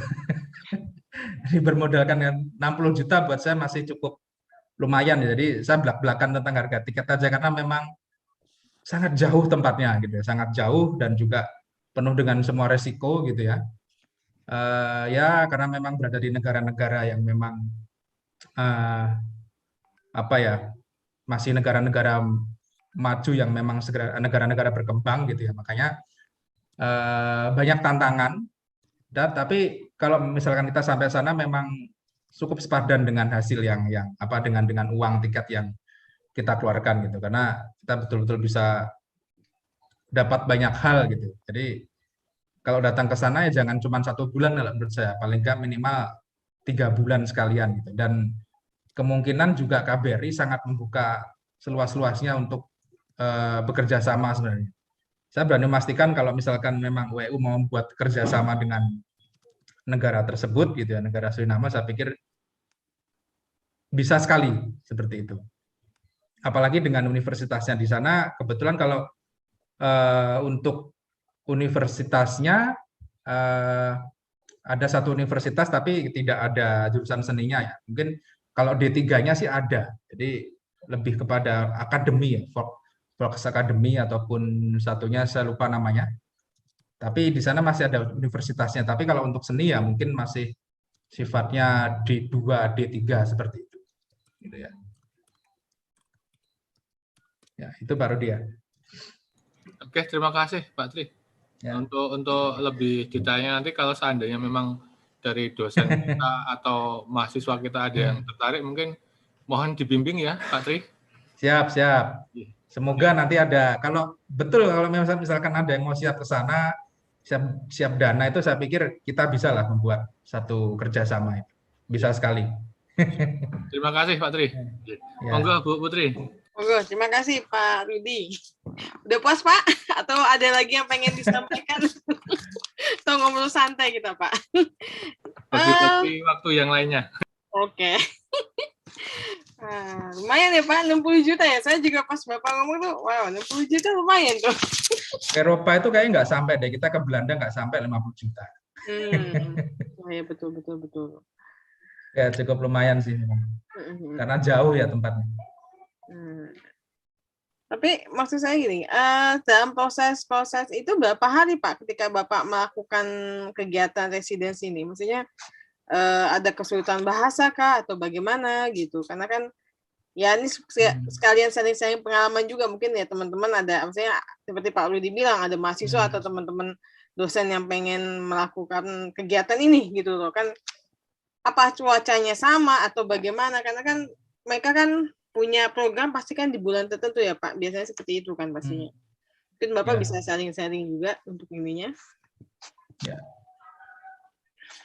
Mengenai bahasa Inggris itu pasti ya, makanya saya sampaikan tadi ketika kita datang ke Suriname di kuesioner di awal itu, apakah berani, misalkan Anda cuma bermodalkan bisa bahasa Indonesia dan bahasa Jawa, terus kemudian datang ke Suriname. Makanya saya sebutkan kalau memang berani ya luar biasa gitu, karena saya bisa memastikan bahwa bahasa Indonesia itu menjadi bahasa yang sangat asing buat mereka, bahkan cuman sering didengar oleh masyarakat dari etnis Jawa aja mungkin gitu ya. Tapi kalau bahasa Jawa mungkin sedikit-sedikit mengerti gitu. Tapi satu hal yang pasti adalah di samping minoritasnya masyarakat Jawa di Suriname, saya sebut minoritas karena memang faktanya seperti itu. Tidak seperti yang digembar-gemborkan di Indonesia. Mungkin karena kalau menurut saya memang pemberitaan di YouTube, informasi yang ada di YouTube gitu ya, cukup banyak yang mengekspos dari masyarakat etnis Jawa. Makanya terkesan Suriname itu lebih banyak masyarakat Jawa. Padahal faktanya enggak gitu ya. Faktanya malah justru masyarakat yang datang ke yang etnis yang ada di sana itu mayoritas yang berasal dari etnis India, terus kemudian Creole tadi gitu ya. Terus kemudian juga Indian betul-betul Indian American gitu ya. Seperti itu. Jadi mayoritas kan cuma 14% aja kalau masyarakat Jawa, itu sangat sedikit ya dari mayoritas 100%. Makanya bahasa yang paling digunakan yang menjadi bahasa nasional adalah bahasa Belanda. Bahasa yang kedua adalah bahasa Inggris. Bahasa Inggris itu hampir semuanya dipakai dalam sesi sekolah di kelas sekolah menengah, mulai dari SD bahasa Inggris sudah dikenalkan, SMP pengantarnya juga menggunakan bahasa Inggris. Jadi 98% orang Suriname itu pasti bisa berbahasa Inggris. Kalau bahasa Belanda pasti karena itu jadi bahasa nasional seperti itu. Gitu ya. Makanya minimal berbahasa Inggris lah. Jadi ketika saya ngajar di Direktorat Kultur pun juga menggunakan bahasa Inggris. Gitu. Kalau di masyarakat Jawa ya campur-campur. Bahasa Inggrisnya seperti apa? Kalau saya sih terabas saja saya. Dekat saja. Tapi yang penting mereka paham lah ya. Don't be scared. Gitu. Jadi jangan pernah merasa takut gitu untuk ngomong apapun ke masyarakat, ke setiap orang gitu. Yang penting kan komunikasi kita kan bisa sampai ke orang tersebut seperti itu dengan menggunakan bahasa apapun. Bahkan dengan gerakan badan pun bisa kok. Mereka nggak paham ya udah kita spontan aja gitu. Seperti itu. Ya. Menarik, sangat-sangat menarik. Monggo Bapak Ibu, mungkin ada mahasiswa yang ingin bertanya, silakan. Saya memberikan kesempatan.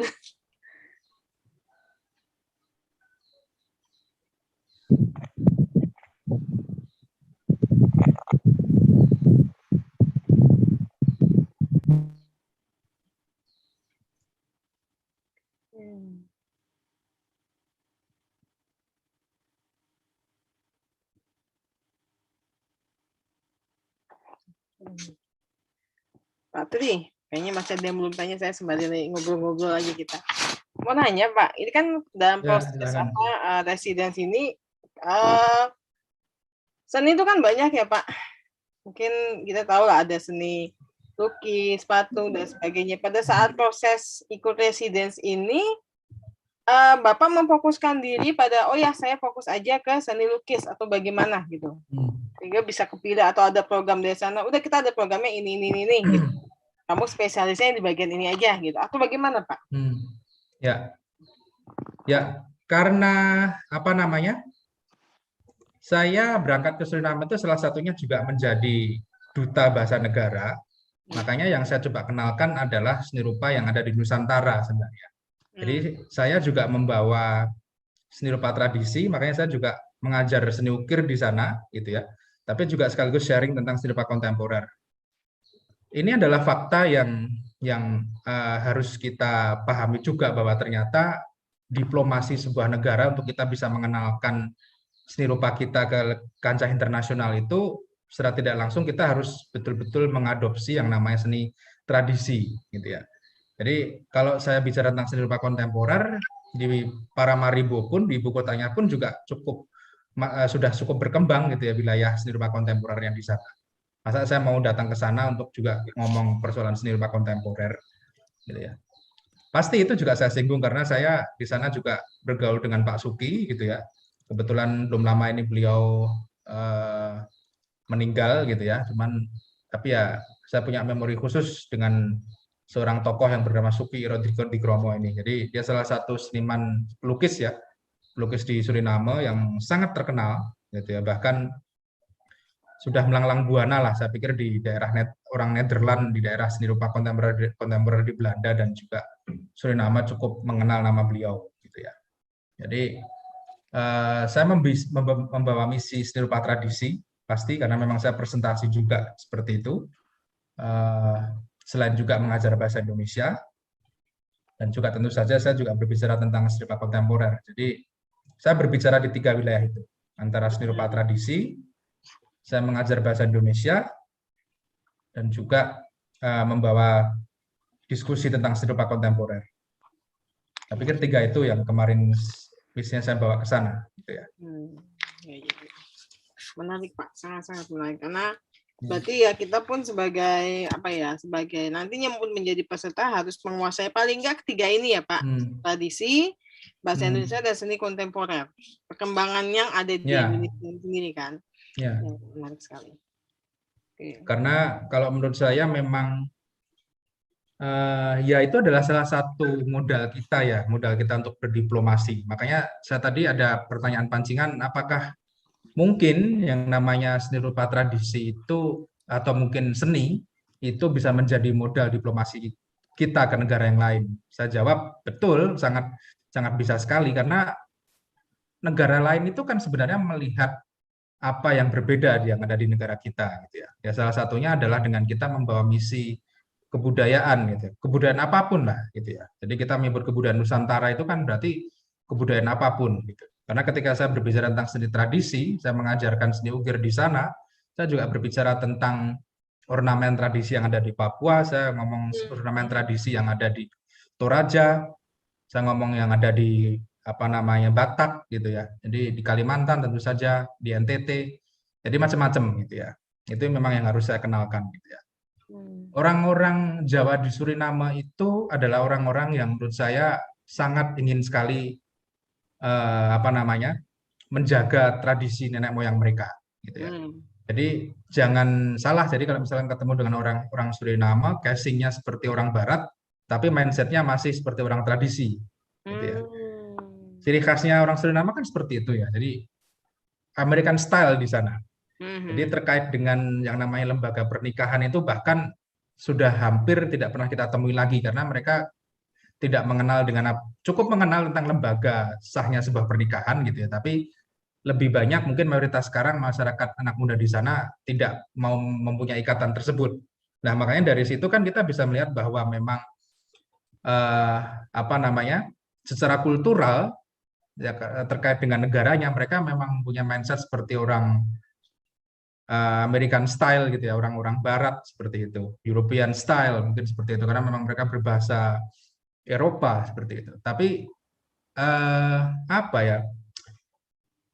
jauh di benak mereka itu mereka masih memakai tradisi-tradisi yang ada di Jawa, khusus untuk etnis Jawanya ya. Mereka masih ada yang namanya kenduren, itu masih ada.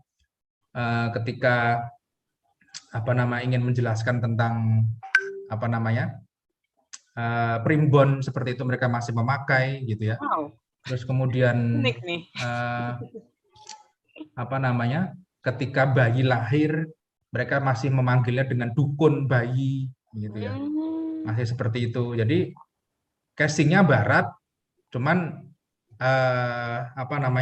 romantisme masa lalu tentang kebudayaan itu masih tetap mereka pertahankan sampai sekarang gitu ya. Jadi kalau menurut saya identitas budaya itu akhirnya jangan sampai kita hilangkan gitu. Betul. Ya, mindset boleh barat gitu ya. Casing boleh barat, cuman kan pemikiran untuk kita tidak menghilangkan tradisi kita itu kan masih tetap harus kita pertahankan seperti itu. Menarik sekali Pak. Ya. Ini ada pertanyaan nih kebetulan dari Bu Yulianti. Pak mau tanya, kok yang dipilih negara Suriname dan apa yang Bapak dapatkan setelah memberikan pembelajaran di negara tersebut? Ada di chat Pak. Ya. Kenapa kok dipilih negara Suriname? Ya kebetulan saya dari dulu sebenarnya cukup sering melakukan program residensi ya. Jadi ini bukan program sekali ini gitu ya. Jadi kalau di beberapa tempat di Indonesia juga saya pernah melakukan kegiatan yang serupa. Jadi tidak cuma ada di Suriname sebenarnya. Mungkin nanti akan ada sesi yang lain yang terkait dengan beberapa tempat di Nusantara. Mungkin saya bisa sharing lagi terkait dengan program residensi itu, gitu ya. Tapi kenapa pilih negara Suriname? Karena kebetulan saya dapat kesempatan di sana, gitu ya. Terus yang saya dapatkan setelah memberikan pembelajaran itu banyak sekali, sehingga akhirnya ketika saya datang ke sini itu salah satunya adalah menjadi seseorang yang lebih bersyukur dengan apapun tempat kita mencari makan ataupun tempat kita bekerja, gitu ya. Karena ketika saya sharing diskusi dengan teman-teman masyarakat Jawa di sana itu betapa cerita romantisme, betapa cerita tentang kesedihan yang didapatkan cerita itu dari nenek moyang mereka ketika mereka tidak bisa balik ke kampung halaman, gitu ya. Itu masih betul-betul diceritakan sampai sekarang dan itu cukup mengena juga, gitu ya. Pernah pemerintah Indonesia itu dengan sengaja mengirim balik orang-orang Jawa Suriname di tahun 90-an. Pernah itu. Mereka ditempatkan di Medan, ditempatkan di Lampung. Tapi apa akhirnya? Ternyata memang pemerintah tidak pernah serius untuk mengembalikan mereka ke tempat asalnya. Mereka tidak akan mungkin bisa dikembalikan ke Jawa karena Pulau Jawa sudah padat. Akhirnya mereka ditaruh di Sumatera. Di Sumatera mereka hidupnya ternyata juga tidak lebih baik ketika berada di Suriname. Gitu ya. Ada itu, ada fenomena seperti itu juga di Indonesia. Jadi menurut saya kalau terkait dengan suku Jawa ini yang ada di Suriname itu banyak hal yang bisa kita dapatkan pembelajaran di sana. Gitu ya. Betapa mereka ingin pulang ke negara asalnya, ingin mencari tahu sejauh apa negara asalnya gitu. Tapi ketika mereka datang ke sini ternyata tidak tidak sesuai dengan harapan mereka. Gitu. Mereka tidak bisa hidup dan tinggal lagi di sini. Bahkan ada suatu cerita gitu ataupun ada sharing pengalaman juga dari orang-orang di sana, orang Suriname itu ketika mereka balik lagi ke tempat asalnya setelah lebih dari 50 tahun atau mungkin lebih dari 80 tahun mereka tinggal di Suriname, ketika mereka pulang, mereka seakan-akan diusir oleh anggota keluarga besarnya. Karena dikira ingin mengambil lahan yang sudah lama mereka tinggalkan, misalkan seperti itu. Gitu ya. Jadi yang saya dapatkan tuh banyak hal tentang persoalan bagaimana kita harus bisa hidup survive di manapun tempat gitu ya. Salah satunya itu harus tangguh dalam bekerja gitu ya. Karena memang orang Suriname ini seperti yang saya presentasikan tadi, saya pernah mengajukan pertanyaan kepada salah satu cewek yang ada di Suriname gitu. Kok mau ikut kursus mengukir gitu ya. Apakah nggak capek dan takut megang alat ukir kayak gitu? Oh, nggak ada. Ya, intinya mereka ngomong bahwa mereka perempuan di Suriname adalah perempuan yang tangguh. Mereka adalah kaum-kaum pekerja. Jadi mindset mereka itu adalah kaum-kaum yang memang berasal dari kaum-kaum pekerja. Itu bukan orang-orang asli di benua itu. Makanya dari situlah kita bisa melihat bahwa konsep bekerja orang-orang imigran ini ternyata sangat luar biasa tangguh. Ya, gitu loh. Malah gigih gitu loh daripada orang asli di situ gitu ya. Makanya mereka selalu sampaikan bahwa kami perempuan pun ternyata juga harus bisa seperti laki-laki, artinya mereka adalah seseorang berasal dari kaum pekerja yang didatangkan ke sana, makanya saya harus bekerja gitu loh. Tapi bukan kerja slogan, bukan itu ya maksud saya, tapi pada prinsipnya kan perempuan, kesetaraan antara perempuan dan laki-laki itu di sana pola pekerjaannya sama. Perempuan mau dipekerjakan apapun seperti laki-laki, mereka pasti akan jawab bisa. Seperti itu. Gitu. Menarik Pak Tri jawabannya. Ini ada satu delas kayaknya dari mahasiswa nih. Oleh Ahmad Fauzi. Pak, ini delas ya Pak. Karena setelah ini sudah jamnya juga. Kita nanti balik ke MC. Pak, dia nanya Pak. Pak, bagaimana perkembangan dan popularitas batik Nusantara di Suriname? Dan apakah seni tulis aksara Jawa juga diajarkan di sana? Ya. Monggo, Pak. Jelaskan. Sayangnya popularitas batik Nusantara itu masih sebatas angan-angan mereka untuk bisa mendapatkan batik itu. Artinya apa? Bahwa memang mereka sayangnya batik di Indonesia ini tidak bisa mereka dapatkan kecuali di lingkungan KBRI. Pertama adalah bahwa batik untuk didatangkan negara tersebut jatuhnya lebih mahal. Gitu ya. Makanya mereka tertentu saja yang mau beli batik-batik yang berasal dari Indonesia. Makanya perkembangan batik Nusantara ya saya sebut di sana hampir tidak ada. Karena memang mayoritas suku Jawa ya memang sangat minoritas di sana ya. Cukup minoritas itu, tidak mayoritas seperti yang dibayangkan orang-orang gitu. Cuman 14%, itu cuman sedikit itu. Gitu. Makanya tekstilnya pun tidak terlalu berkembang ya Pak di sana, tekstil Jawa. Hampir ya. Kalau untuk batik hampir tidak ada, kecuali dari inisiatifnya dari anaknya Pak Suki Irodikromo yang bernama Sri. Mungkin nanti ini ya apa ya? Ya mungkin bisa dicari referensinya. Suki Irodikromo itu salah satu inisiator untuk mengembangkan seni batik, tapi tidak ornamen batik. Tekniknya batik, tapi dia tidak mengadopsi ornamen Nusantara untuk jadi motif batik. Gitu ya. Tapi dia suka menggunakan medium batik. Beda ya medium batik dengan apa namanya ornamen batik gitu. Batik tidak harus, teknik batik tidak harus apa namanya dengan menggunakan ornamen. Ya. Intinya seperti itu. Jadi cuman mungkin di wilayah KBRI aja orang yang mengenal batik gitu. Ataupun masyarakat Jawa yang ingin batik, biasanya mereka ordernya lewat KBRI ataupun mungkin pesan online supaya datang ke Suriname. Cuman kan nunggunya bisa 2 bulan baru nyampe batiknya. Di kapal lah pasti jelas, tapi kalau pesawat ya sangat mahal gitu. Biasanya kan juga belinya pas Indofair itu. Indofair ada yang jualan batik, mereka beli gitu ya. Batik jadi eksklusif akhirnya di sana. Sangat-sangat amat mahal. Kalau di sini mungkin batik yang seharga 100 ribuan buat orang di sana, padahal kalau batik 100 ribu itu kan masih taraf menengah ke bawah lah ya, masih biasa. Kalau batik yang bagus kan di atas 200 ribu. Tapi batik yang di Indonesia harga 100 ribu itu di sana bisa menjadi barang yang sangat-sangat amat eksklusif dan mewah. Apalagi kalau batik yang batik tulis itu di sana bisa jadi pusaka rumah itu mungkin buat etnis Jawa tentu saja. Pertanyaan selanjutnya Pak, seni tulis aksara Jawa juga diajarin nggak nih Pak? Kira-kira di sana? Sama sekali tidak diajarkan kalau secara umum. Lagi-lagi kan itu kan terbatas di etnis Jawa. Nah, makanya pembelajaran biasanya ada di beberapa tempat. Jadi misalkan di Suriname itu ada dalang Jawa juga. Cuman kan dalangnya itu cukup unik. Nanti Anda bisa cek ya, gamelan di Suriname misalkan.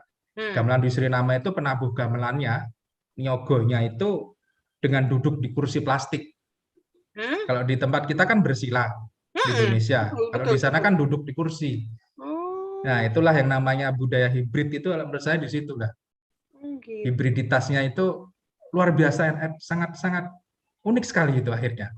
Itu sangat menarik. Nanti saya akan meluncing buku ini sebenarnya, nanti ditunggu aja. 2-3 bulan ke depan semoga jadi nih terkait dengan beberapa bentuk visual yang sangat khas ini. Jadi apa namanya? Terkait dengan batik tadi ataupun aksara Jawa itu biasanya juga dipelajari di wilayah-wilayah itu. Pak Dalang yang ada di Suriname itu biasanya memang harus bisa menulis bahasa Jawa. Hingga akhirnya mereka memberikan pelajaran tersebut sebatas ke anak-anaknya, tapi tidak sengaja untuk membuka kursus menulis aksara Jawa, tidak seperti itu. Jadi hampir tidak bisa kita temui gitu. Termasuk juga tingkatan dalam berbahasa Jawa. Tingkatan berbahasa Jawa di sana pun sayangnya juga tidak dikenal. Mereka cuma ngertinya memakai bahasa nguku. Jadi bahasa Jawa yang tingkatannya masih sangat kasar seperti itu. Nah, jadi mereka ngomong, orang anak kecil etnis Jawa ngomong sama orang tua itu pakai bahasa nguku. Mungkin kalau di Jawa sendiri bisa digampar ya. Ya, kan harus berbahasa Jawa halus kalau ngomong sama orang tua. Tapi kalau di sana nggak kenal bahasa Jawa halus. Makanya di KBRI ada yang namanya kursus bahasa Jawa. Kita untuk di situ kita belajar tentang bagaimana memakai bahasa Jawa halus. Ya, Dan bahasa Jawa juga ada tingkatannya seperti itu. betul. Gitu ya. Oke. Ya seperti itu ya. Oke. Puas, Ahmad Fauzi? Oke, udah jam 2.58, mungkin kita kembalikan saja ke MC kali ya Pak, karena sudah waktunya juga. Ya, silakan. Oke, dengan Mbak Anissa, Mbak Nurul Anissa. Halo. Waduh, tidur nih. Iya, Saya kayak Ibu, mendongeng. ada di sini. Mbak. Nah, bagaimana Mbak? Ini kayaknya sudah jamnya juga. Bagaimana selanjutnya? Kita kembalikan ke MC. Terima kasih. Oke, Ibu, terima kasih banyak.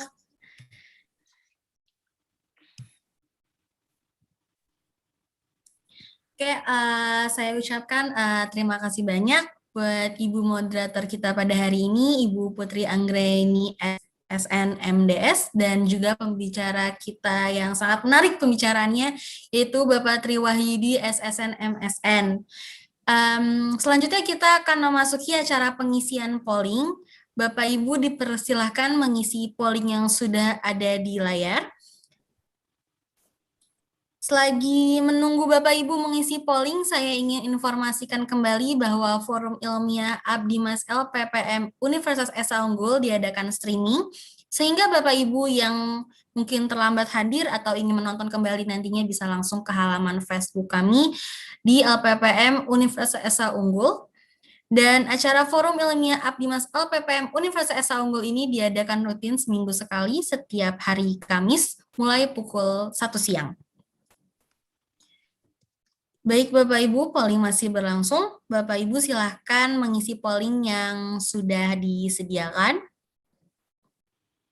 Saya ingatkan kembali Bapak Ibu, jika berkenan silahkan mengisi kuesioner yang telah disediakan karena kuesioner tersebut penting untuk mendapat e-sertifikat. E-sertifikat akan dikirim melalui email kepada Bapak Ibu setelah Bapak Ibu mengisi kuesioner.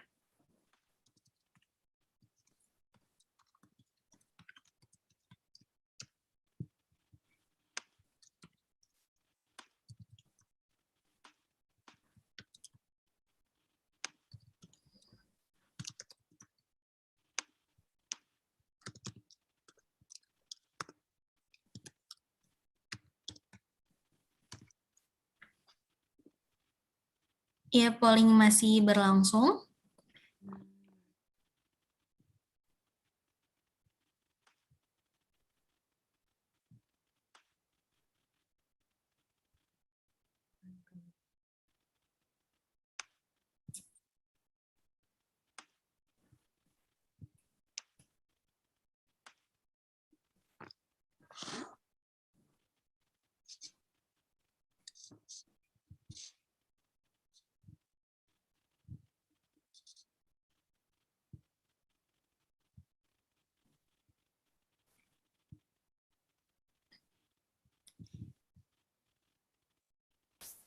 Ya, hasil pollingnya sudah terlihat ya Bapak Ibu untuk pada acara kita hari ini, yaitu yang berjudul Residensi Seni Rupa dan Bahasa Indonesia di Suriname. Saya akan bacakan polling yang sudah masuk. Untuk pertanyaan pertama, seberapa menarikkah acara ini bagi Bapak Ibu? Dan hasil yang muncul itu 58% sangat menarik. Dan yang kedua, bagaimana penilaian Bapak Ibu secara keseluruhan terhadap acara ini? Dan hasil yang keluar adalah sangat baik, yaitu 64%. Dan di pertanyaan ketiga, ada apakah yang Bapak atau Ibu harapkan di acara ini sudah tercapai? Hasilnya 27% mengatakan, 42% mengatakan tercapai. Dan pertanyaan keempat, menurut Bapak Ibu, apakah penyampaian materi disampaikan dengan baik? 70% mengatakan sangat baik.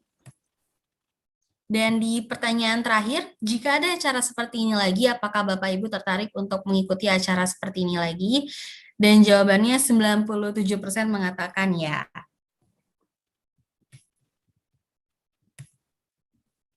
Terima kasih banyak saya ucapkan kepada Bapak Ibu yang sudah mengisi polling pada hari ini. Dan sekali lagi saya ucapkan terima kasih banyak kepada Bapak Tri Wahyudi SSN MSN sudah berkenan membagikan ilmu yang bermanfaat bagi kita semua dan menjawab pertanyaan-pertanyaan yang diberikan oleh peserta forum ilmiah Abdimas pada hari ini.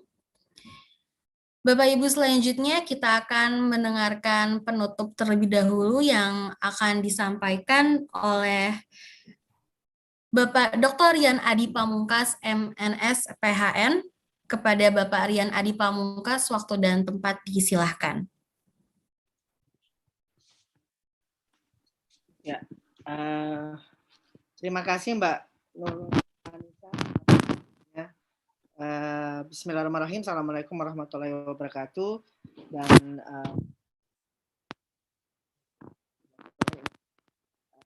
terima kasih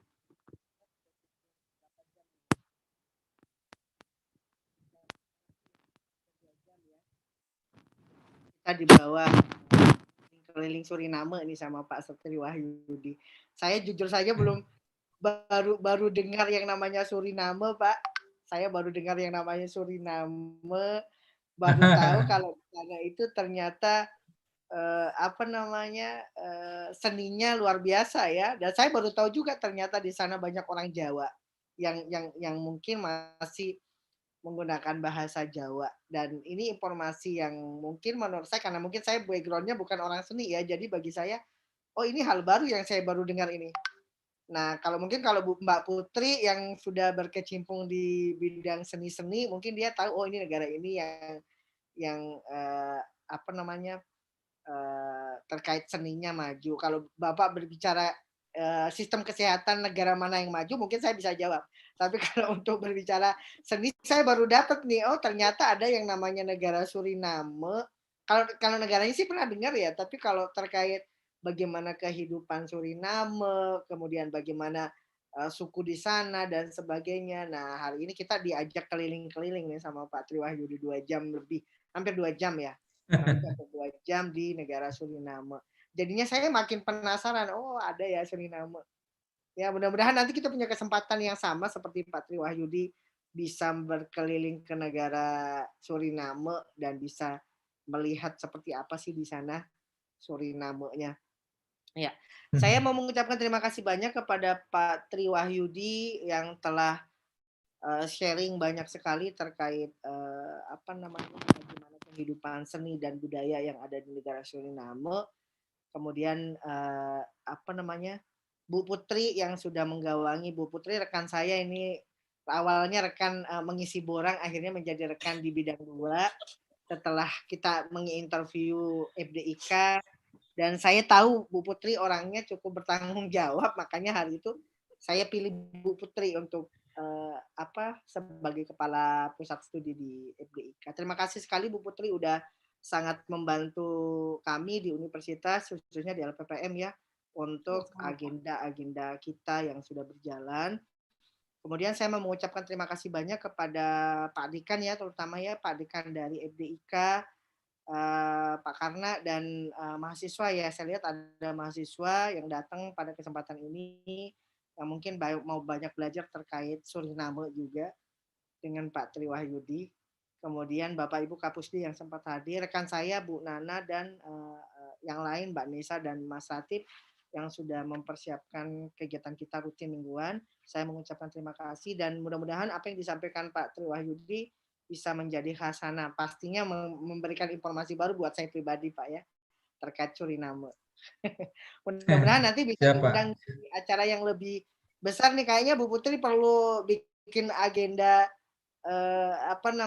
semacam seminar atau apa yang mungkin membahas terkait seni, karena selama ini kalau kita seminar itu lebih arahnya ke saintifik yang pokoknya yang berat-berat gitu ilmunya.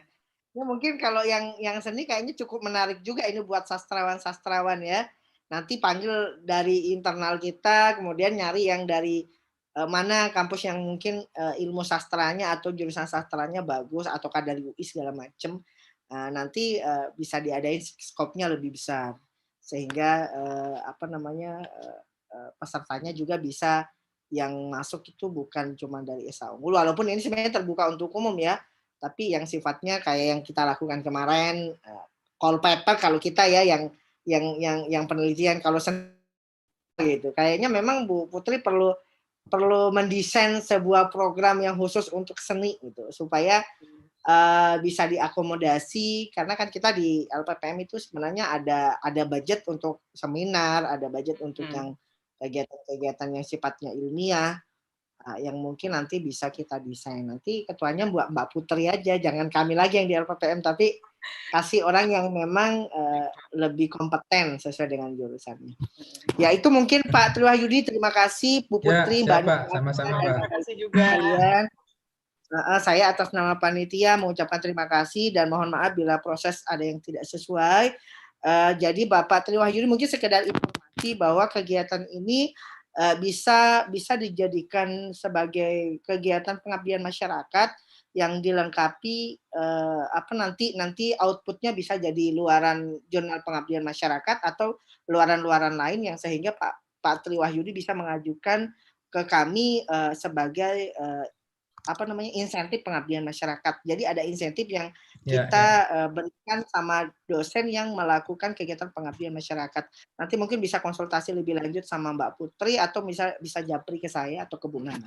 Terima kasih atas waktunya Pak.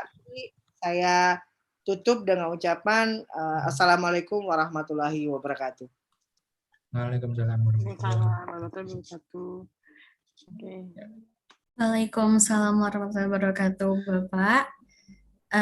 Terima kasih banyak kepada Bapak Rian Adi Pamungkas atas penutupnya. Bapak Ibu, tibalah kita di akhir acara, namun sebelum itu kita akan melakukan sesi foto bersama terlebih dahulu. Bapak Ibu dipersilahkan untuk menyalakan videonya terlebih dahulu, bagi yang belum menyalakan silakan dinyalakan. Operator dipersilahkan.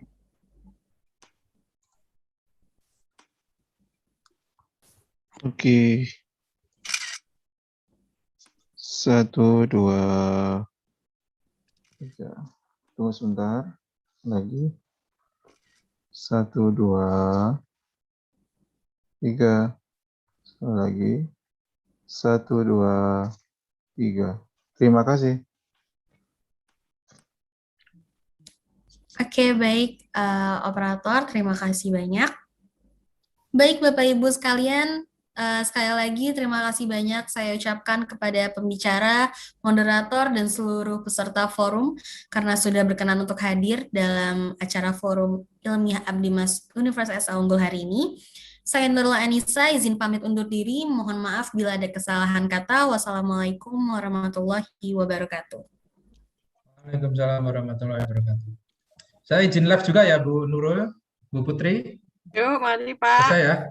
Silakan. Oke, terima kasih teman-teman semuanya, Bapak Ibu. Terima kasih Pak semuanya. Ya, sampai ketemu lagi Mbak MC. di event seninya. Kita nanti akan sering-sering Terima lah buat kasih, Ibu. seminar seni seperti ini. Amin Pak, nanti kita diskusikan. Ya. Mari Pak, terima kasih buat Ya, semuanya. terima kasih ya Pak Ibu. Saya live ya. Saya izin live juga.